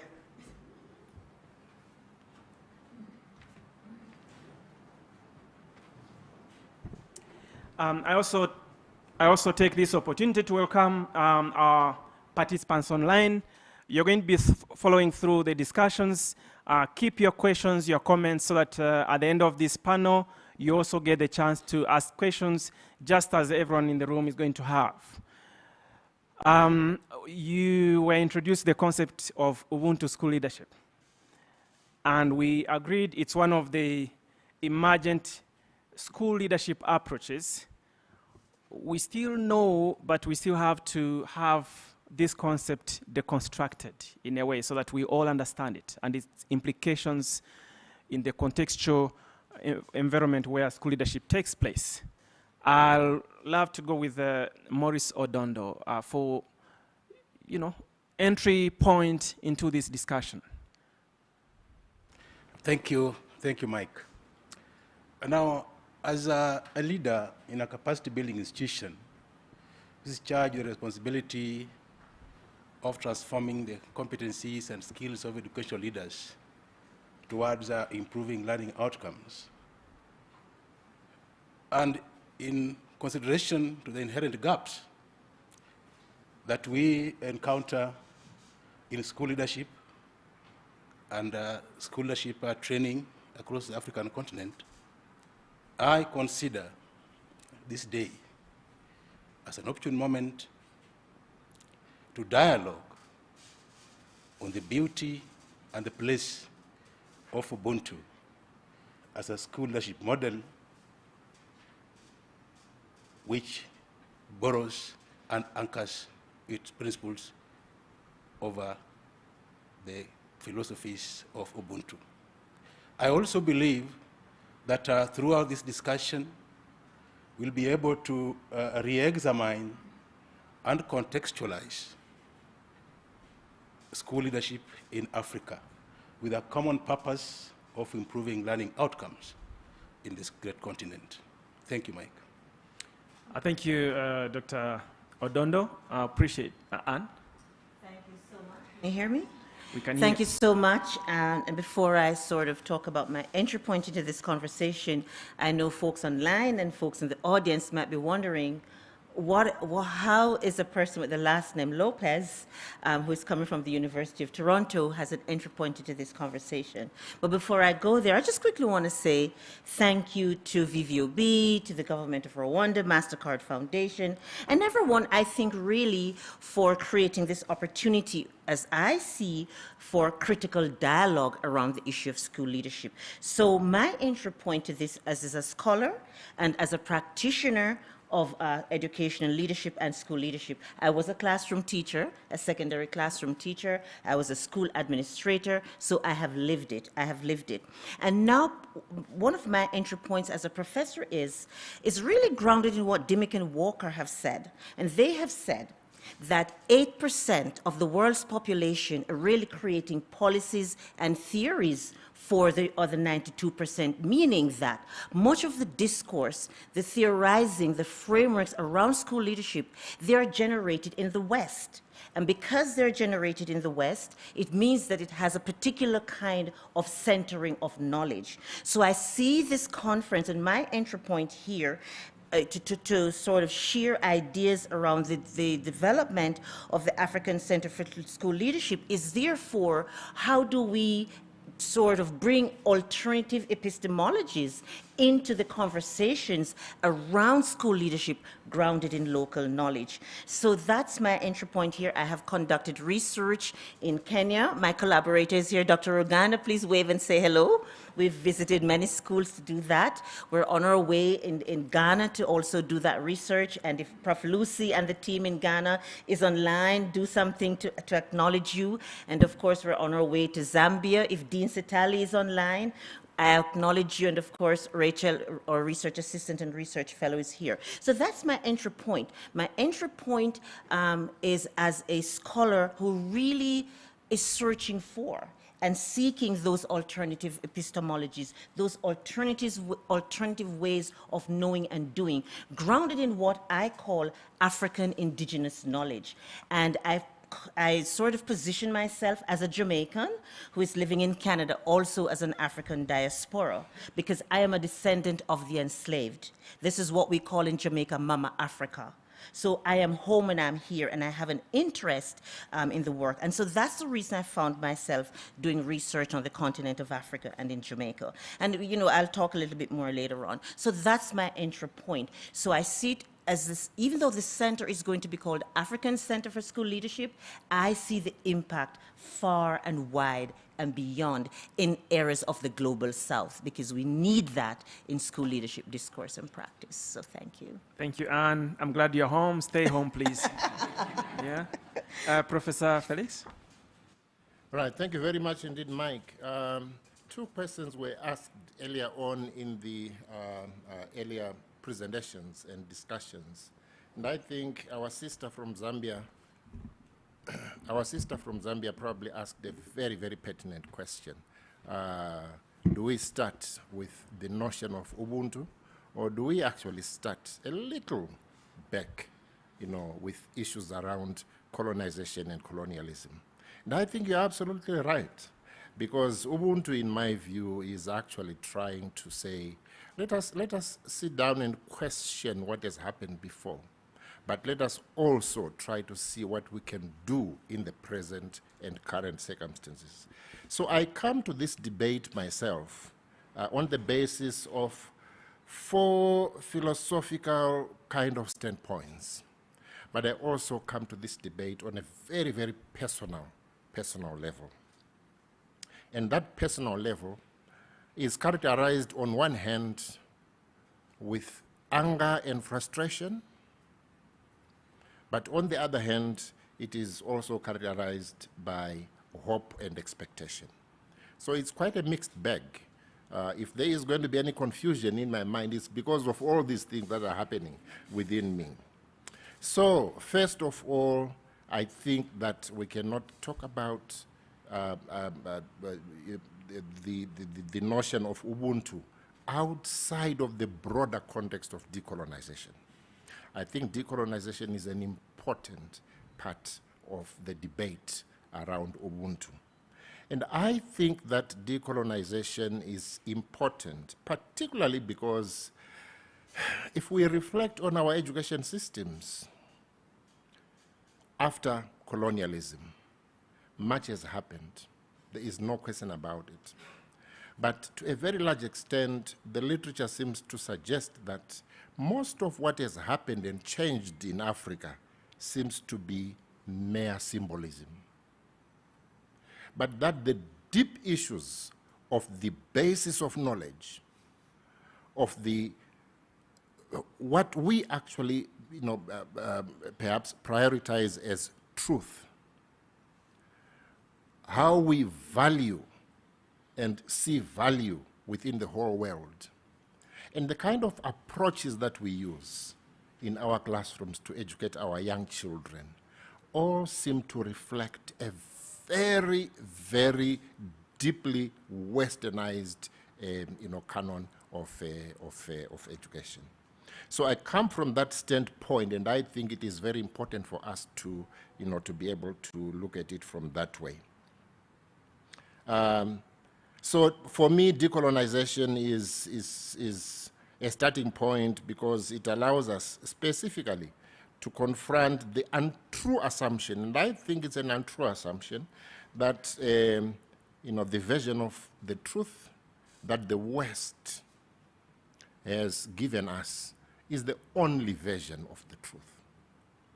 In other words, that we should see the world in the eyes of the Western world. And I think we do need to be able to move ourselves from that particular, kind of space. I also bring, into my discussion the work of Immanuel Kant, who argued that time and space are the pure forms of sensible intuition. Time and space are the pure forms of sensible intuition. In other words, if you educate people outside of the context of their time and their space, you are probably developing robots and not educating people to, be in the world.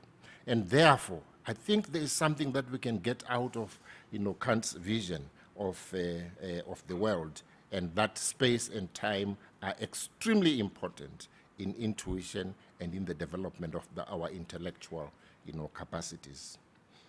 The third positioning is around the fact that Ubuntu, for me, shares similar assumptions with many other African ideas. And I think my sister here has talked about that. Many other African ideas, that come to mind, ideas such as Africanism, for example, indigenization, which you have mentioned, Pan-Africanism, Afrocentrism, Nyerere's philosophy of African socialism, Kaunda's philosophy of humanism. I think all those are philosophies of Africa that bring to light some of the things that Ubuntu is actually concerned with.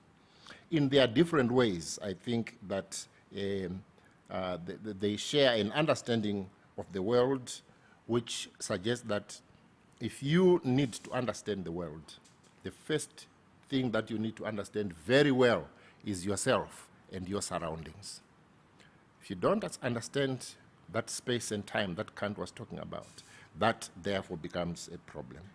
I also think that Ubuntu shares many assumptions with Western ideas about leadership. When we talk about collaborative leadership, there is a lot about Ubuntu that is actually ingrained in collaborative leadership. When we talk about teamwork, there is a lot about leadership, Ubuntu leadership, that is ingrained in teamwork. When we talk about shared vision, that's Ubuntu as well, right? And the point here that I'm trying to make is that there is a whole world view out there which we know very little about, but which we probably need to bring into our context in order to develop our own leadership. At a more personal level, I said that on one side there is anger and frustration, and this anger and frustration is actually because of the very slow pace of change on the African continent. I've said it's mainly symbolism that characterizes our transformation, but the pace has been very slow. But I'm also equally happy in the sense that our students in particular, particularly in the higher education institutions, are very strong in terms of asking us to be thinking about, ways in which we can decolonize our education systems. But it is not only the students. I think the members of staff in our academies are also bringing a very strong momentum around decolonized or decolonization thinking into the spaces of knowledge that we are currently inhibiting. So that's where I'm coming from. And if when we talk later on, those are my entry points. And perhaps I should just end here by saying that Ubuntu, for me, is a truly African philosophy, which emphasizes a belief about the universal bond of sharing that exists amongst people, amongst humanity, and that humanity progresses when that bond is upheld and kind of crashes to a halt when that bond is removed. So thank you very much indeed, Mike. Well, thank you so much. I think you can have an idea about where we're headed to. It wasn't forewarning everyone, but we said this is going to be a very contextualized, controversial, in a positive sense though, of the discussion.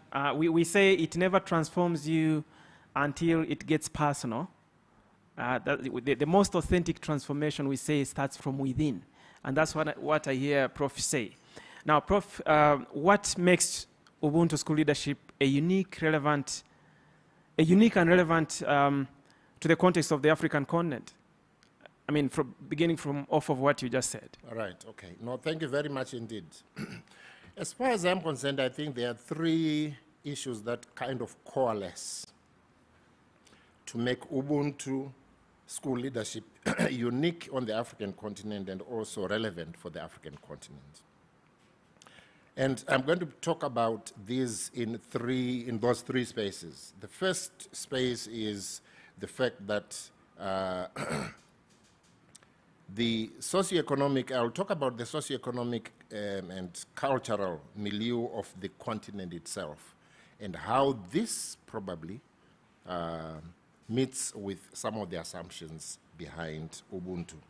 Then the second part of my answer to your question is going to be about how the philosophy of Ubuntu is embedded in the socio-cultural and also in the economic fabric of the African society. I was saying at tea time that Ubuntu is not just a value.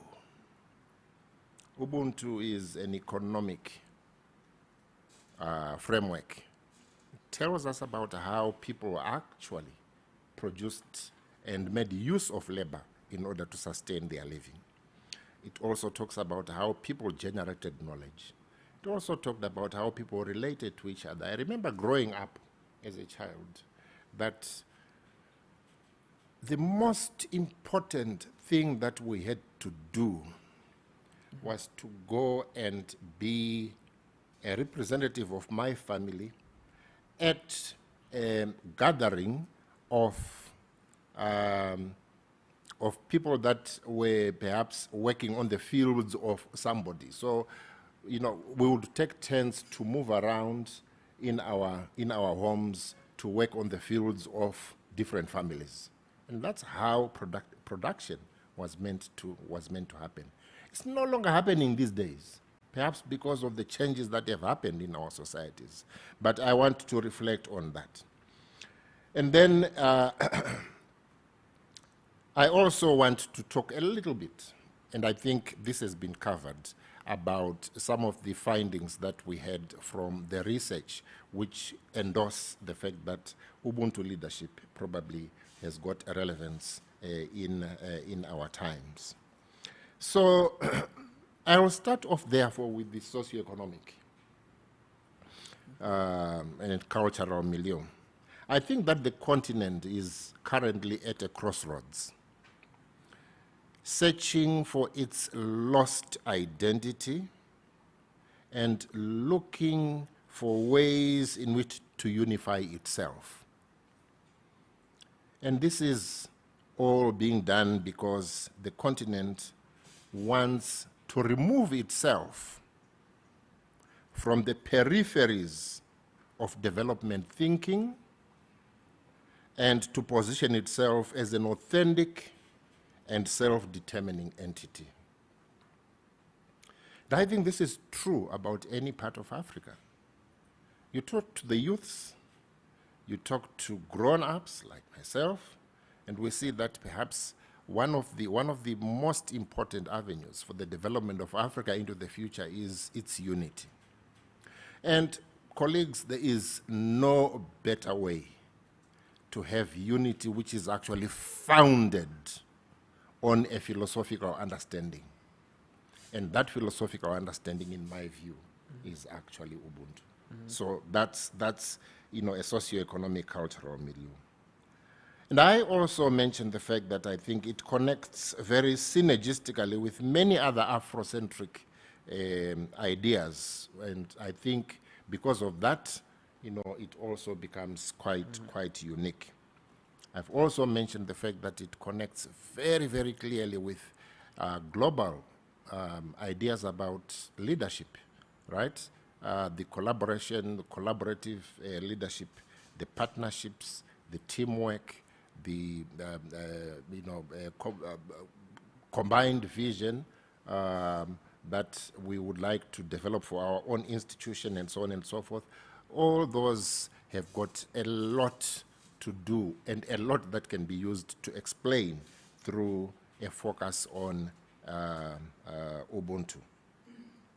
But it also focuses on a restorative justice through calls for respect, through calls for relevance, through calls for collaborative knowledge creation, which is what I think Africa actually needs now more than ever before. But it is also unique, in my view, that because it is, for the first time, I think it is actually responding to the opportunity to connect Africa with itself. I think that's what we probably lack on the African continent, connecting ourselves with ourselves. I think we have had these connections in the past with the rest of the world, but very few opportunities for connecting ourselves with ourselves. And I think that's a uniqueness of this Ubuntu that we are talking about. I think I've already talked about the unity as well. I will now move on to perhaps a more interesting part of my input here is the cultural embeddedness of Ubuntu as a school leadership, philosophy. I think that the abiding philosophy of Ubuntu is encapsulated in the saying that I am because you are. Right? Very popular, very, very strong sentiment expressed in many parts of Africa, including in South Africa. But what does I am because you are actually mean? It's that my identity is intricately intertwined with yours. That's what it means. In other words, I don't exist outside the peripheries of your identity. I do exist as a part, as an intricate part of your identity. So that is extremely important. In South Africa, my South African colleagues there will know that in South Africa we say, umuntu ngumuntu ngabantu. Right? Umuntu ngumuntu ngabantu. In other words, a person is only a person because of others. So you remember even God created Eve for Adam, because Adam would not have been the full person without somebody else. Ubuntu, ngumuntu, ngabantu. So that's very important. In other words, individualism is perhaps a very false sense of human existence. And this is what we get from China and places like Zambia. And collectivism is the highest form of human existence. And we get that kind of sentiment from our Chinese brothers and sisters. From Ghana, we get a sense of personal aims are more realistically achieved through collective action. And that's what comes from Ghana. And from Kenya, we get the collective conscience is more valid, is a more valid basis for human morality and ethical conduct. And from Zimbabwe, where I come from, the group has greater agendic value than the individual on his or on her own. So those are some of the things that I think actually help to make Ubuntu a very unique and a relevant philosophy for school leadership on the African continent. I'll leave it there. Well, thank you so much. I believe that you are taking notes and you have great questions to ask, either for clarifications or for compliment. Now, you know, Anne, you like stories, okay? I like them too. Before I ask you a question, recently I attended a ceremony where a 15-year-old kid had gotten baptized. Those who are subscribed to religion, you know what that means. And when it came to speaking, when it came to the kid appreciating what the multitudes, there was a challenge. The kid needed a translator because this kid spoke. I mean, I've never heard the kind of French that the kid spoke. And I'm saying it with all appreciation that he's even had the guts and the courage to learn the language. But he needed translation because the event was full of the grannies, the grandparents. And the person who translated was his godfather. So we have the godfather translating the kid's message of appreciation to the grandparents of the kid. I hope you get the maze here. And leading into that, I'm going to ask you a question, Anne. From your research, how do you define Ubuntu school leadership? Or should the school leader, if he was at that function, should they have learned some lessons? Absolutely. And thank you for that. And because I think it's so important to ground this conversation and this critical dialogue within the experiences of people. You know, it's our ontology, it's what we bring to the space. And so I really appreciate that, and I appreciate what Felix was mentioning around the convergences of these ideas between Ubuntu, African indigenous knowledge, Afrocentrism, and so on. And I think because what you've just described, you could find pretty much in any context that has a colonial past. Because what happens with colonization. And if you read the work, for example, in New Zealand of Linda Tuhewe Smith, a Maori woman who talks about the ways in which colonization strips you of your identity, and your language is your identity. That's what grounds us. So we can have that conversation, and that leads into questions around what questions then do school leaders ask when they're in context, when they're in the community? How space is created for that child to learn French and also to be grounded in their local languages. And then the question then becomes, what is the impact of that on a student's learning and educational achievement? So there is a connection, there's a nexus. But before I sort of share some ideas around ways in which I see Ubuntu fitting into school leadership theorizing and practice, I just want to talk a little bit about leadership. Because I do not believe anyone, any school leader, whether through CPD or all the work that we're doing, can embrace a theory, a practice, an approach to school leadership without understanding the notions of leadership itself.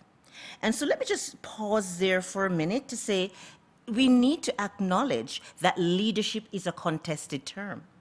There is no one view of leadership that's going to work in Belgium, that's going to work in London, that's going to work in Jamaica, that's going to work in the 54 countries, or maybe 53, correct me if I'm wrong, on the continent of Africa. It is a contested term, and I think that's very important, and because leadership has always been a contested term, there have always been different ways of theorizing. Leithwood, we all know, instructional leadership, distributed leadership, Blair Maskell, Hallinger, and all of Tony Bush, Mike, and others who have spent time sort of theorizing and thinking about leadership theories and how these are translated into practice. But as spaces that have once been colonized, and as people begin to make the connections between, in these spaces, whether it's Jamaica, whether it's indigenous knowledge in Canada, recognizing the indigeneity within that context and how that informs education, I think other theories are emerging, such as culturally responsive leadership, such as social justice leadership, such as decolonizing leadership that I write and research. So the point I'm trying to make here is that my ideas around Ubuntu leadership is a framework, is another way of thinking about leadership within context. And as Brother Felix said, you know, in many places on the continent, Ubuntu is a practice. It's a way of being. It's a way of engaging with community. And let's not forget, a way of engaging with the land. A way of engaging with the land that informs knowledge. So all of that is very important. And I think, so for me, I see Ubuntu embracing that framework of leadership as centering some kinds of knowledge and decentering others. And what do I mean by that? I mean when we embrace a philosophy of Ubuntu leadership and all of its convergences, we have to decenter Eurocentricity. We have to decenter Eurocentrism. We have to decenter that knowledge base. We then have to recenter other forms of knowledge. Going back to your example about the language that that child in that village is learning. There should be no way that grandparents who have toiled, my grandmother raised me. I do not know what I would do if I'm walking across that stage and I couldn't say thank you so my grandmother could understand me. So all of those things I think is important as we think about Ubuntu leadership and ways in which it's going to inform school leadership practices. And that's kind of where I want to think about it. I want to think about it as informing practices, as providing a theoretical foundation, looking at the convergences, but informing the work that happens in schools.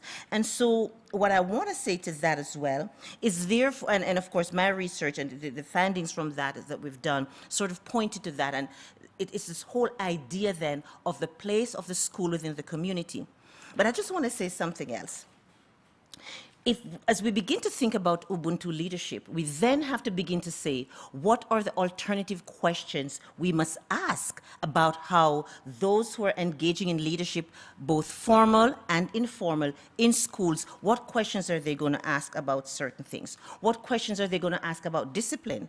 What questions are they going to ask about assessment? Because you cannot have Ubuntu school leadership with assessment that's sort of grounded in sort of Eurocentric ways of doing and knowing. That those two things are at dissonance. So, so I'm hoping that we also recognize the tensions in the work so that Ubuntu doesn't become yet another canned framework, yet another thing that we dress up and give a name and so on. But there has to be, and these changes are going to be difficult, but there has to be changes in those questions that we ask about assessment and evaluation. Because the school leader, the formal school leader, if we are going to have those practices and approaches impact the student who is at the center of the work that we do as educators, and then we ask ourselves then, what do we want education to be? What is that educated child from the village, wherever, is going to look like? What knowledge are we going to foreground? So school leaders who are embracing an Ubuntu philosophy or drawing on that must have to ask other questions. And I'm going to sort of wrap up because I think my brother's voice here needs to be entered into the space. So I just want to share this quote, and I hope I'm pronouncing the name correctly. And it's Samitong and Nachombe, and they wrote, "We have learned that no people actively dislodged from their ancestral roots have ever made collective progress with development, and the era of outsiders deciding and supplying what Africans need has not yielded the hoped for outcomes. Their power should not be used to show the way, but to support Africa's efforts to help its educators, empower its educators, and see education practices, among others, to seek its way forward." And so this is how I'm sort of thinking about the African Center for School Leadership being positioned not as the leader, but drawing on that local knowledge. And the reason why this is of interest to me as a Jamaican, as a descendant of the enslaved, as an African diaspora, and as someone who is preparing the next generation of school leaders at the university level and educational leaders, this is important in terms of how they frame their understanding of leadership, the questions that they're going to ask, the knowledge that's going to be centered, and the practices that will emanate from that in terms of how we go about education and schooling. And I see a local piece to this in terms of contextually on the continent as a broader frame, but of course countries are different. But I think there's also a global piece to this, particularly in those areas where we have this connected history of colonization, and we're now focused on decolonization and what that means. And I see Ubuntu as part of that. So we'll carry on that conversation. Wow, thank you so much. Brother Odondo, to what extent can Ubuntu school leadership be part of the CPD on school leadership for the African school leaders? I mean, the challenges possibly and opportunities. What do you see there?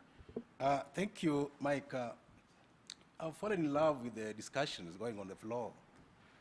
And for me, and particularly given the scenarios we have in the continent, we really have to pick the pieces together and spearhead this transformation through effective leadership. And for us to make it happen, it must be contextualized, so as to make it a better and a more informed direction for leading the path for our people. You asked me to what extent. Perhaps I would not nominally rate the extent to which Ubuntu school leadership can inform or can be part of CPD. I mean, can be part of CPD. But I would rather weigh into the extent to which Ubuntu school leadership can inform formalization and contextualization of school leadership for African school leaders. How can it help us formulate and contextualize the key principles and values which are desired for the African school leaders? And this draws our attention to the beauty of Ubuntu in matters, principles, and values. There are quite pertinent values in Ubuntu which have been mentioned by the previous speakers. Values are to do with teamwork, values to do with inclusivity, delegation, creative cooperation, collaboration, communication. These are pertinent values. That for us to be able to inform our CPD for school leaders, we must be able to think through and first deconstruct these principles and values. What are these values? What are their position? And in relevance to the global perspective, because a lot has been mentioned by previous speakers about the uniqueness and the implicit universality of Ubuntu globally. So we really have to deconstruct key principles and values.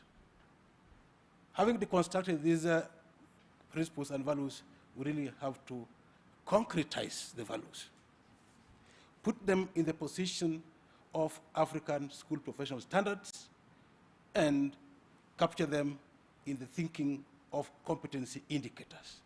What are the indicators that we'll anticipate from this particular continuous professional development program for school leaders? In doing that, we'll be able to come up with a generic, continuous professional development framework which can be contextualized across Africa on country-to-country basis. I further indicate that in the process of building around the principles and the values of Ubuntu, it is important to check on the key content focus areas. What are the key content focus areas in matter standards that we anticipate from this particular CPD? What are the areas of the competencies? What is the bit of learning? How will learning take place? The learning approaches that are desired in this. Is it going to be engaging? Is it going to be active as we lead our school leaders in preparing themselves for providing the best for improving learning outcomes? How do we go about all this? There are a lot of issues which will be taken into consideration, and most importantly, again, on this, is the level of coherence. What is the level of coherence in matters of CPD competencies and the working experiences of the school leaders? That is, as we concretize these principles and values. In this case, if it's a school leader, what are you leading? Are you leading learning? Are you leading teaching? Are you spearheading community linkages? What is the coherence, the level of coherence? And what is the level of participation as we concretize CPDs for our school leaders? These are pertinent issues which are of concern for us as we ensure that we put in place a robust, flexible CPD for the African continent. However, allow me to take you through a bit of a journey, an empirical journey on Ubuntu school leadership. And this is a journey which is drawn from South Africa. It's been practiced, because the bit here is the practice. Where has it been practiced? Where are the evidences? And why are we championing to consolidate the pieces together and steer it forward and have one direction in matters school leadership for the African continent? I will refer to one of our scholars in Africa called Mzila. Mzila discusses a lot much more about Ubuntu school leadership, and he highlighted a number of challenges, a bit of challenges, and a bit of perfect opportunities, which can give us a good landing to start off as a continent in matters as spearheading Ubuntu school leadership. Mzila mentioned the bit of harmonization. We all recognize that the current school leaders, including myself, we were trained through the Western context. And now we want to pick the pieces and unlearn and relearn. The theories, including democratic styles, mentioned participative leadership, shared leadership, all that together.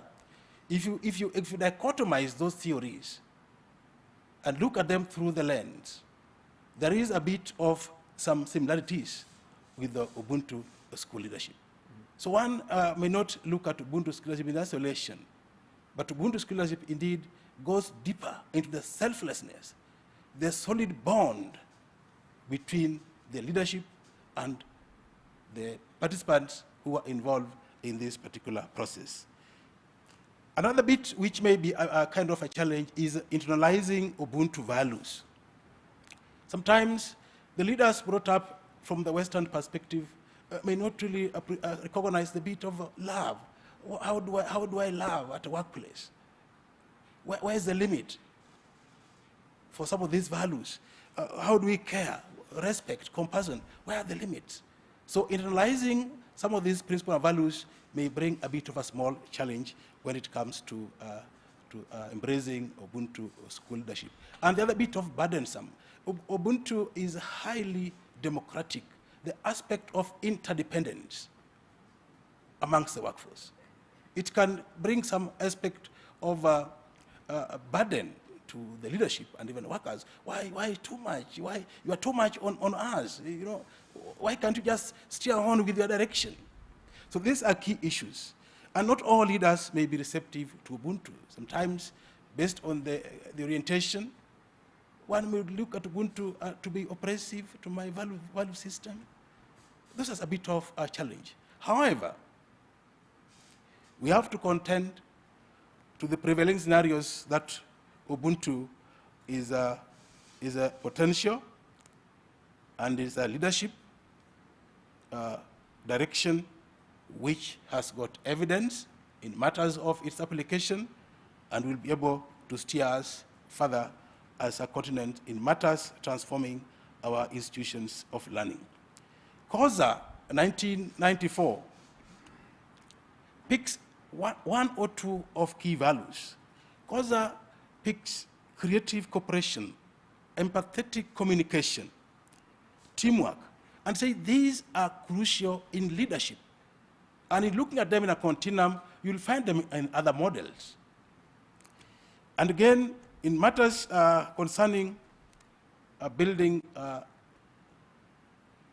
strong school community linkages, Ubuntu school leadership play a very big foundation because we revolve around the community. We equally have a concern for parental engagement. It penetrates into the heart of the parent.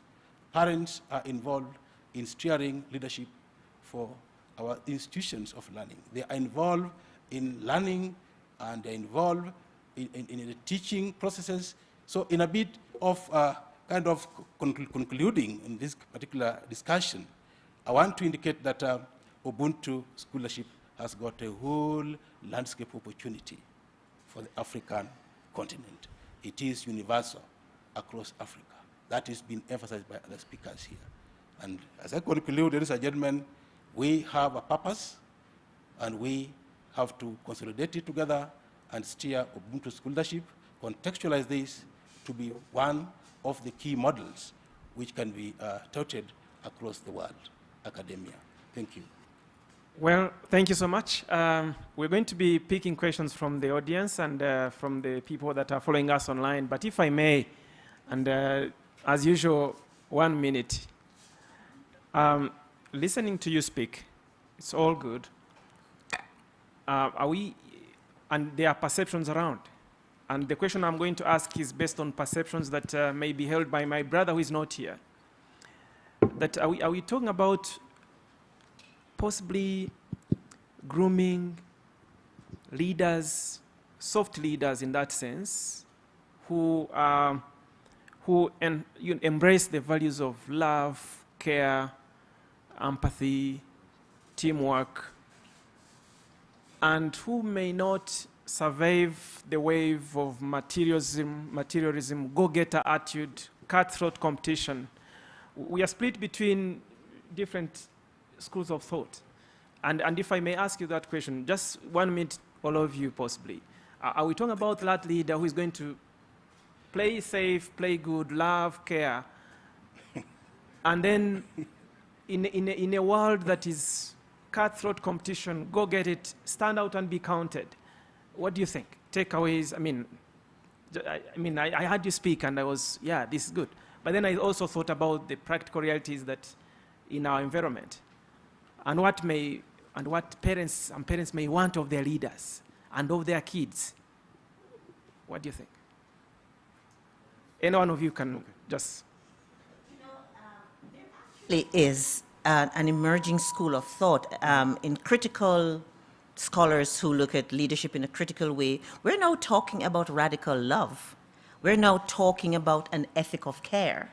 So what you're saying is not, I think what you're getting at is sort of, are we talking about a kind of touchy-feely kind of approach to leadership that really is not preparing students to sort of the world of competition and all of those things and the dissonance that might be created between that. But I see it in a sort of a little bit different way. I think we're now actually talking about, in at least the work that we do around radical love and grounded in local, indigenous knowledge and ways of knowing. So I think there is space for those two things. I think there is space to say that we need to love, we need to show an ethic of care. This what the COVID has shown us.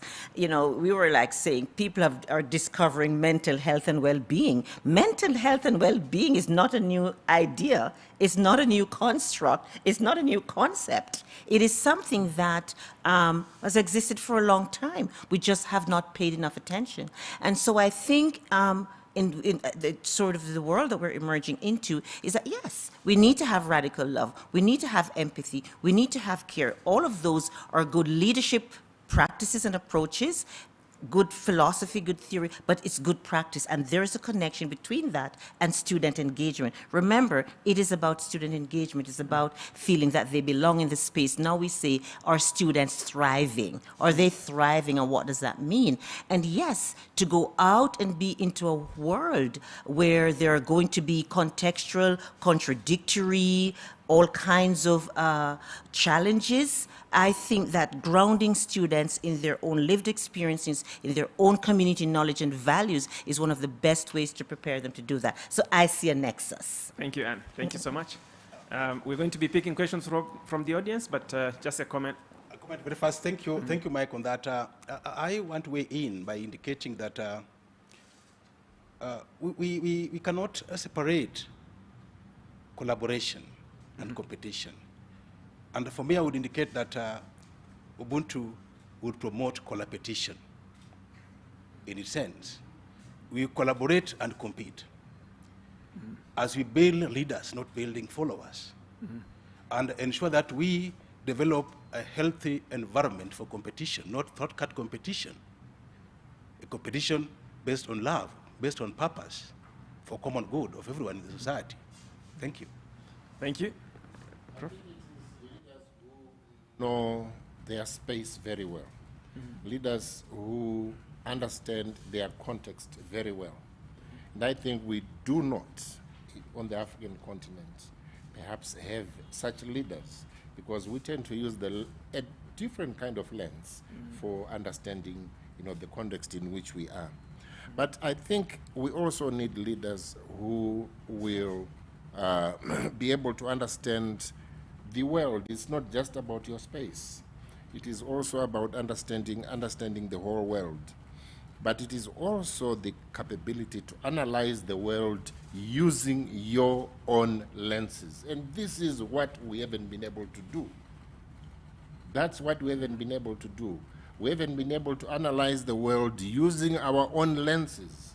And I think that's the kind of leader that we need to be. So it's not that soft guy. I think it's actually supposed to be a tough leader who exercises and experiences leadership in these kinds of ways.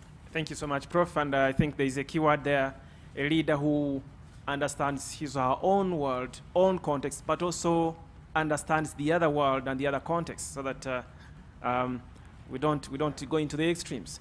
So thank you so much, panelists. There are going to be questions for you. We have one from Kamia online. please go ahead and be rating your questions as well.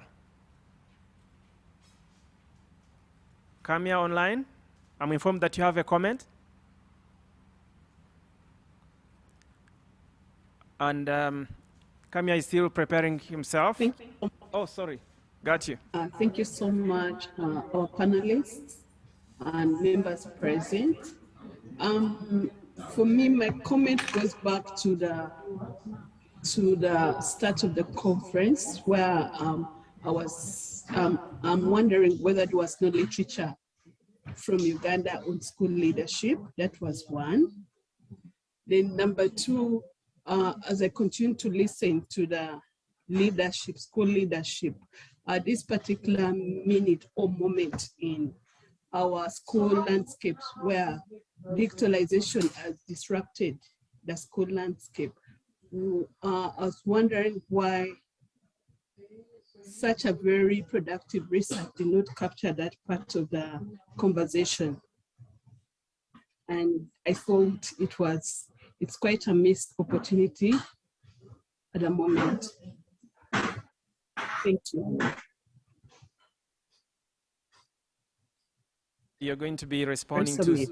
You submit. Thank you so much. Kamia is wondering how, during COVID, with all the digitalization and all the literature that you just said, she looks at it as a missed opportunity, that the whole concept of digitalization, if I got her right, was not mentioned in any of the literature that we had in the morning. Maybe let's pick a few questions. Anyone can comment on that. Do we have questions from the audience, please?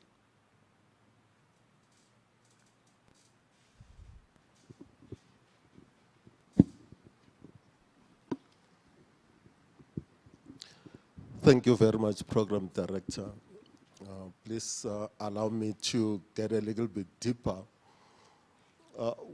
The topic that we're discussing, if it doesn't find expression in the classroom, then it becomes a waste of time and energy. Anything that we do must really find expression in the classroom, which means we need to decide on the type of product that we want to produce, the type of learner that we want. So that leadership concept that we're bringing must begin with what type of a learner are we aiming to produce. I want to read some few statements here, Chairperson, if you don't mind. That one of the product might be a confident person who has a strong sense of right and wrong, is adaptable, is resilient, knows himself or herself, is discerning in judgment, thinks independently, critically, and communicate effectively. So let's find that leadership linking to that.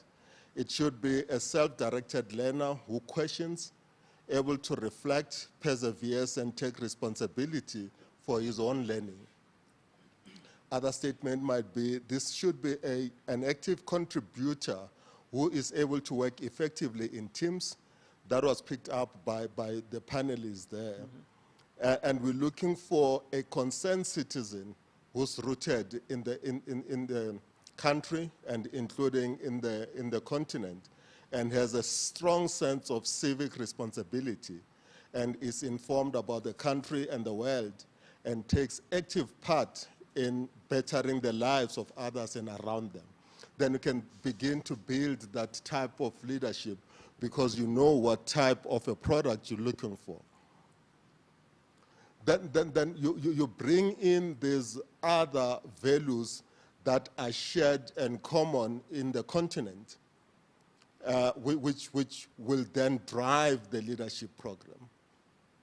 One part of Ubuntu is that it is based on the goodwill of the people, which has a lot of empathy, care, love, respect, and all those. But when leadership is based on goodwill, it doesn't automatically lead to the achievement of your goals unless you bring in an element of accountability there. So we need to find some elements of accountability where we can hold each other accountability for failing to implement what has been agreed upon and planned upon. Because if you really use Ubuntu, I think Professor Maringa will be the one understanding me very well, that Ubuntu is about doing things in a humane way, and it doesn't always work at all times. Thank you very much. That was a comment from a colleague. Maybe you're taking some notes. You're going to make a comment on the comment. Okay. Thank you very much. Mine, again, is a comment. But as I comment, I also want to be making some responses to some of the issues that have arisen, especially in the literature related to Ubuntu. The first one is the argument that we don't have much written about Ubuntu. And yet, perhaps it's a lack of awareness of the other words that have been used elsewhere to refer to that philosophy. For example, we have Moto, we have Unu, we have Ubumunu, we have Unu. So if you search literature using those terms, you realize that we have quite a lot written on Ubuntu as a philosophy. And I wanted to say, from where I come from, we say Munu, Munu, Nebanu. Munu, Munu, Nalan. Meaning, a person is a person through other people. You can't define yourself without relating to other people. You are who you are because of the community. So what this translates to, well, perhaps Mbiti has tried, the Kenyan theologian has tried to summarize this as I am because we are, since we are, therefore I am. Yes, it's very clear, but for me, the moment you use the I, you're against Ubuntu. Right. What this translates to is that Unu or Ubuntu is not only an ontological or epistemological concept, but it is also an ethical concept. It is a philosophy that seeks to situate the African within their context. Therefore, it is a philosophy of decolonization, deconstruction, decentering, but also a philosophy of reconstruction, recentering of, in terms of when we talk of leadership, it is recentering school leadership practices, values and competencies, as has already been indicated by our presenters. But I think what we then require is courage to challenge extend school leadership practices and models. Not just at the school level, but I think at the national continental levels, so that we interrogate school leadership in the context of Ubuntu. And I'm coming from the position where I regard the embeddedness of the school leader in socio-cultural experiences of the communities in which they are located. They are co-creators of knowledge with their communities. So they need to work closely with their communities as they construct knowledge, as they question existing practices, which in most African countries are inherited. Right? For me, I think Ubuntu is attractive in the sense that it's not an imposition, especially if you look to Southern and Central Africa. You go to Zimbabwe, Zambia, Mozambique, Namibia, South Africa, Malawi, Rwanda, Uganda, Kenya. Ubuntu is not something new. Elaboration of what it means is what may be different. But again, some people have raised that as an issue, that there's no agreement as to what Ubuntu is. In philosophy, there's no concept where you will find agreement. So it's normal. So perhaps what I want just to add, what I regard as some of the few principles of Ubuntu that may perhaps come into our leadership. Wholeness. A leader who is able to have a whole picture of what they are supposed to be doing as a school leader. Not parochial. Humanness and human dignity being upheld by a leader. Gentleness and respect. Hospitality. Empathy or taking trouble for others. Then deep kindness. Solidarity. friendliness, tolerance, generosity. The other person can, well, our moderator asked about Ubuntu as perhaps developing softness in people. No, toughness is one of those characteristics, is one of the principles of Ubuntu. Then compassion. The list is endless. Thank you very much. Thank you so much. Thank you. Very tough. Huh? Appreciate that. And yeah, I actually asked that question on behalf of my brother, but we are born by the same mother, father, so it's me. Now, I want to make sure that we have enough time for more questions. I have my great friend that is giving me pointers in as to how much time we are left. I think we can have more questions onto that. And I liked that you said taking trouble for others. And I think that's what sometimes leadership implies. And even during the trainings, I happen to be a trainer for, in VVOB school leadership program. We usually say, Jeff and Chantal, they usually emphasize, even in the same district, schools are going to be different. Parents in school A may have different hopes, frustrations, aspirations, and the leader has to move along those, as opposed to another school in another area. So I'm glad you mentioned that context matters. Any other question, please? Any other comment? Go ahead, please. Microphone. Yes, thank you so much. It's really, as they mentioned, falling in love with the conversation. So still, it's becoming actually reflective for me when I compare my upbringing in Zambia and also the education curriculum. And I have questions relating to our curriculum and our history when it comes to our elders and also the omissions of so much is happening for the younger generation.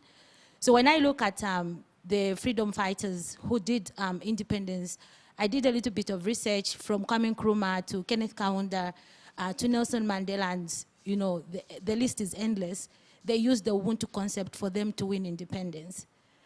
When I look at my growing up in the community, where it says it takes the whole village to raise a child, and then when we talk about issues of accountability or the girl child or school dropouts, it's always the Ubuntu where there's an engagement of the community of why this child is not attending schools. Then going up on the policy approach, you find that we embrace the Eurocentric approach of, exams, the curriculum. For me, I grew up learning about the Canadian prairies, omission of my African history and heritage, because we do not produce our own curriculum. We do not produce our own history books. Like for me, in the context of that, it is produced somewhere else. So for me, it's also questioning the curriculum and questioning the education policy in terms of what values are embedded in these education policies, because I'm really happy that the African Center is going to look at how we evaluate African policies and how they embed that. Because at the ground, if you go to the villages, Ubuntu is being practiced. If you come to the urban African, it's literally individualistic. So it's more about, one of the professors said, of Africa, finding herself. Because we really, in the last 30 years, we have lost so much. We have lost so much in terms of history. I had to learn a lot, from outsiders about my own Kenneth Kaunda and his humanism approach. If you ask any of the schools in these places we are talking about Ubuntu leadership, how many of us have books about Ngugi wa Thiong'e, about Kenneth Kaunda, about Julius Nyerere? Like, our own curriculum is filled with other scholars and not our own African scholars, because we've been taught to think the West is good. Yes, we are going to embrace some of the West ideologies, but my worry is the omission of our African knowledges in this curriculum. Because I feel like even if we talk about Ubuntu leadership and we do not critically approach the policies, the curriculum that we've developed, and the content that we have been exposed to, this becomes just another a fire chat, or in my language they say insaka. So I hope it will not be a fire chat discussion, but it's going to be impactful where we start questioning the books, the reproduction of our history, the reproduction of our African knowledges. And every time I'm here, I hear they see like in Rwanda, there's certain words in my language and also in Uganda where we are so much interconnected but disconnected geographically, because again, it goes back to what, you know, the impact of colonization did with terms of our languages. So I feel like policy reflection on top should be there to embrace, first of all, our own African history and heritage to be acknowledged. Thank you. Thank you so much for that. In the interest of time, we have one question online. Go ahead. Question online, I've been alerted. Thank you very much. I hope you can hear me well. Very well. Thank you, colleagues. It has been enlightening to listen to all of you this morning. I'm Grace Mwara from VVOB Uganda, and I have 2 points. I'll start with a short one, then I'll go to the one that I hope we can have a debate around. One is on the perspectives of school leaders, and perhaps someone who has experience of the effective school leadership program in Rwanda can share about this, whereby, yes, you're talking about Ubuntu and you know how important it is, but then we also know that when you're working with school leaders, if you go to an institution, you're not the only stakeholder who is attempting to help them transform the school. And so there are different schools of thought, there are different approaches to how we support these schools. How are these schools, how are these school leaders responding to this I would be very keen to hear how that's been progressing, or the intentions of even building and grounding that. And then my really big question here, because we are starting to work on some work on school leadership here in Uganda, is on the issue of resources. And I specifically use the term resources and not finances, because I'm thinking about the resource base for us to be able to do this. Currently, for example, in Uganda, there is a huge need to recover from learning loss. You may want to say, all we need to do right now is to get the money and channel that to remedial learning or catch-up learning. But also we know a huge chunk of that should actually be going to school leadership. And I wonder whether from the different research projects that have been, research studies have been carried out, or the work that has been done in Rwanda, how you've been able to handle this question of resources, being able to bring resources together to invest in school leadership and sustain that, because you're talking about scaling, you're talking about scalable, sustainable CPDs. What evidence is emerging in terms of the resources required for that, and how do we sustain that? Because otherwise we are going to end up doing small projects here and there, but in the next few years we're not able to sustain that. So the how, the who, the players, or even the modalities of financing school leadership interventions, those would be interesting to me. And I think that to cap that, I would say it's the creativity behind Ubuntu, and in terms of gathering resources to foster school leadership. Thanks, and back to you. For your intervention, in the interest of time, of course. Most of them were comments, but if there's any clarity that you want to make, possibly you can use 1 minute. Those are 4 minutes, and then we wrap this one up. Thank you. Thank you, Mike. I would like to make a clarity on contextualizing Ubuntu school leadership, because the bottom line on this is supposed to be production of a global citizen. And in producing a global citizen, our focus should be on the competencies desired. What are the competencies which you want to embrace in this particular process for producing this particular global citizen? And all these competencies must translate into the professional standards desired for school leadership and the competency indicators that are anticipated for preparing these school leaders. And that is why I want to revisit what I indicated, that is a need to concretize all this continuum of principles and values of Ubuntu.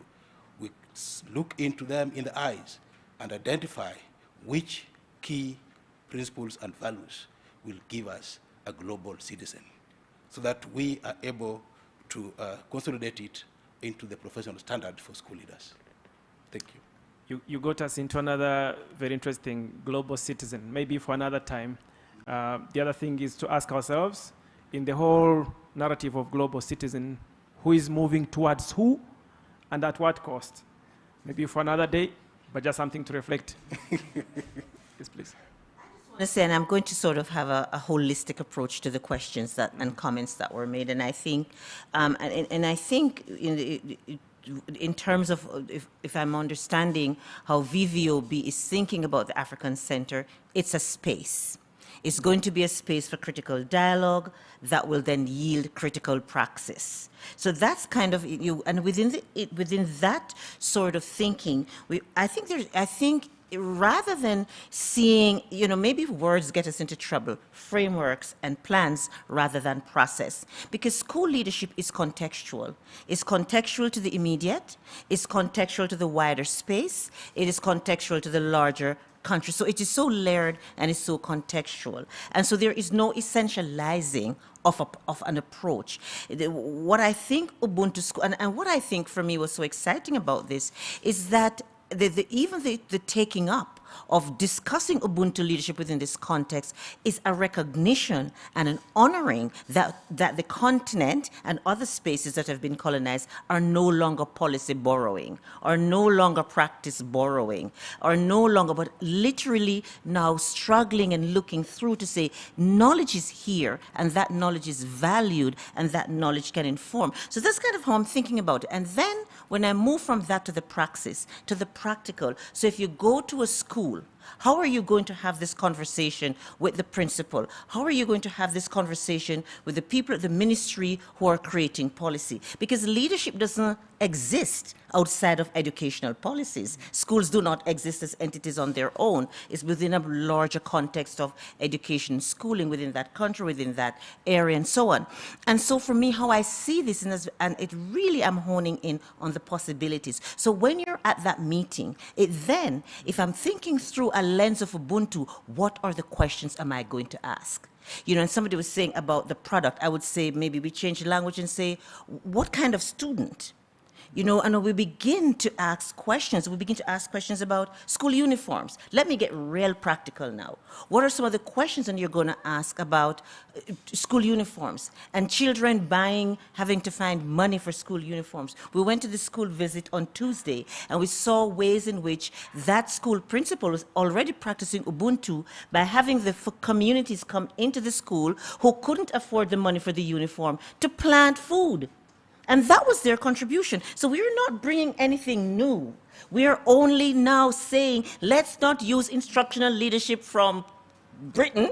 Let's use what's here. And this concept also applies to Jamaica. And it applies, and I said in Toronto, we're looking at indigenous knowledge, because that's the practice of it. What are the questions that the leaders, and not just the formal leader at the head, but the teachers who are leaders, the families who are leaders, everyone who has a connection, an impact, a touch with a student is a leader. Every adult in that building, every adult in that child's life is a leader. And so what I'm saying is, what are the questions we're going to ask about assessment and evaluation? What are you going to do about exams? You bring an 11-year-old, you tell them to go home and regurgitate all of this. We're going to sit you down for 3 hours. You're going to try and recall all of this. We get anxious taking a plane. We get anxious going to the airport. Look what we do to a 12-year-old. And then we say, oh, we put 40,000 to the test, 10,000, you over here, you pass. The other 30,000 over there, you are failures. That's a binary we create. So all I'm trying to say, for me, I see it as an entry point. It's an entry point into the conversation of how we're going to disrupt those practices that we've borrowed from the West that have not worked. The resources are here. The knowledge is here. The people are here. This is the future. And it's about time that we begin to center that knowledge. So that's how I see all of this conversation. But we also cannot sit in theory. We cannot sit in theory and then sort of create these things. We have to go out to the different villages that are different, to the different communities. A is different from B. And it's really, what are you going to do with this child who is missing school? How does Ubuntu help us now to say how we're going to have that conversation with the parent? I was so excited when we went to that school visit, and the way in which that principal was engaging the community. She talks about bringing them into the school. She talks about helping them to understand what's happening in the school. So I could go on forever, but all I'm trying to say is that there is a praxis, there's a practice that is attached to this whole idea of thinking through leadership through the lens of Ubuntu. So it's not the next panacea, but it's really a way, I think, of affirming, of honoring that actually we are now centering a different kind of knowledge and drawing on what already exists. Thank you, Anne. Thank you so much for those profound remarks, Prof. Yes. As an educator myself, I would be happy if we get to a situation whereby students will start looking at the ideas they are trying to develop, having used some kind of an Afrocentric lens. I insist with my PhD students that if they are looking at a leadership theory or leadership kind of research, one of the things that they need to do is to provide some kind of a chapter which says, how does this pan out in the African context? A chapter which probably addresses those kinds of issues. What actually happens within the African context insofar as leadership is concerned? Because I think it's a good stepping stone for them to be understanding the rest of the things that they're talking about. But I do agree this is only a starting point. I do agree that we are not saying Ubuntu becomes the only leadership theory that we use to train our school leaders. That's not the point. I think for me, Ubuntu would be a theory that enables people to understand how leadership is practiced in other parts of the world and how it can be better practiced in my own part of the world. Thank you very much. Thank you so much, panelists. I think great discussions in contextualizing the concept of Ubuntu. I'm saying Ubuntu, but it can also be Ubuntu in our own. We said Ubuntu, but yeah, let's come back to that. I think if you look at the school leadership context here, I think the concept is not a new concept. We're talking about possibly expanding the understanding of the context. I know there are school leaders out there who do all their best day and night to make sure that every kid comes back to school once they detect that there is a dropout. I know that in our context, I know there are very many school leaders here who are kind to that one girl got pregnant and gotten back to school. That's also one example. But also we need to have school leaders who are bold enough to challenge what we learn, what knowledge is worth in terms of us or the kids being able to be functional members of their society. All these are questions evolving, and these are questions that we're going to be getting answers to in the African Center for School Leadership. These are things that I think are going to be, very contested discussions. Thank you so much again. You can never have enough time for good stuff. Thank you so much. A round of applause to our panelists. Can I just say one thing before we go quickly? Yes, sure. Comment that was raised around the infusion of technology, and I think we have to maybe acknowledge it. Not to just to say, but I think the participant had said that it was a missed opportunity. Just quickly to say on that I think what it has taught us really is how technology can become a more effective pedagogical tool. So it's weaved in. So I just wanted to respond to the I'm glad you remembered that. And one quick thing I want to say, George Sefade, he's a Ghanaian scholar. You can Google him, and we've changed the terms dropout to push out because we should hold systems accountable and not children. And it's the systems and the practices why the students feel disengaged from the school. So hopefully we change our language. And we've also not talking about learning loss, because learning loss suggests that learning only happens in the space called school. When the children were at home with their parents and their families, they were also learning. So maybe we might want, again, to think about learning in the formal context. So let's be careful how we coin these terms and then essentialize them and globalize them, and everybody's researching learning loss as if nothing was happening at home. Things were happening at home. It's a formal space of learning. So may I encourage us to also reflect on our language. That was a great point there. Thank you again. Thank you all those who followed us online. Thank you for your great insights. Thank you, members of the audience. Thank you, panelists. Round of applause. Let's get out. Thank you.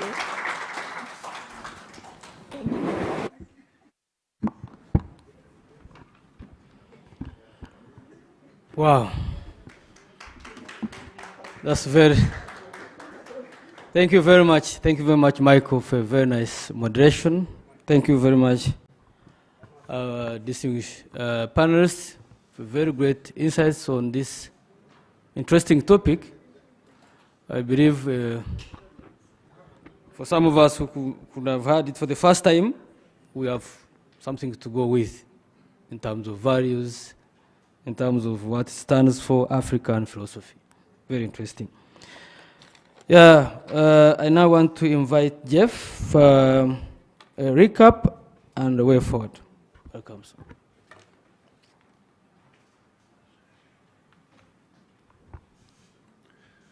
So I took upon myself the assignment to try to recap a little bit of where we are today, also a little bit about where we are with the center.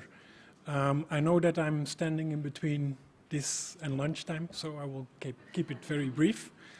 But I liked what Professor Anne Lopez mentioned earlier, that the African Center can be considered as a space where we engage in a kind of dialogue. And in that sense, I think that the center is already there. We are here with a group of experts, stakeholders, very much engaged on this topic of school leadership on the African continent, and engaging in a very deep dialogue.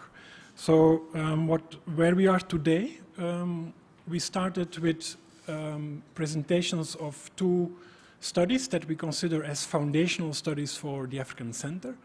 We had a review of empirical research on school leadership in Africa presented by Chantal. And then very much complementary to that first foundational study, we had a presentation on a consensus building exercise that we have had on the same questions, like basically what constitutes effective school leadership on the African continent. So that was presented by Jocelyn, and which was the result of an engagement with a number of experts in the field that we have surveyed in different rounds, but that we have also met in person. I believe it was in March or May, if I'm right, earlier this year, to discuss these same topics. So we have had these two presentations really as foundations for the center, more like theoretical foundations for the center. There were a couple of emerging themes that came out of both the review and the discussions and the consensus building we've had with the panel of experts. One of them was on the interplay between gender and school leadership, the barriers for female leaders to take up leadership positions. Also, some of the research. Happy that today we could really go a bit deeper and have, on the one hand, a more philosophical discussion on what does this concept mean. But at the same time, I believe that the panel also brought us really to how can it be translated to school leadership practices, and even how can we make it part of school leadership CPD. So that's somehow where we are currently. As I've said earlier, the center is here. We are having these discussions. We are thinking about the theoretical foundations for the study and for the work. And I think we are slowly entering into what does this mean in practice? How can we translate all of this into CPD practices? How can we translate this into defining competences for school leaders? And how can we address these competences in CPDs? So we are halfway today. After start to really think about how to make that translation into practice, and we will zoom in into how to translate it into CPDs. So we will have presentations from some of our colleagues here, providers of CPD. We have presentations by KEMI, the Kenya Education Institute, the Kenya Institute for Educational Management Institute. IEPA, I will not try to, who will present what they have been doing on CPD, so bring them to scale at the national level. So I think that will be interesting presentations. After those presentations, we will have a workshop with the people who are here still in person, to also look again into practicalities and how can we make CPDs more effective, how can we make them scalable, sustainable, also what should be content, what kind of competences should we address, what should be the content of CPD. And I hope that some of the elements that have been discussed here today can find their way into these more practical discussions. So with that, I think we can conclude this morning's session. Thank you for your active participation, also for the participants online. And I'm ready for lunch, so hope you are too. Thank you.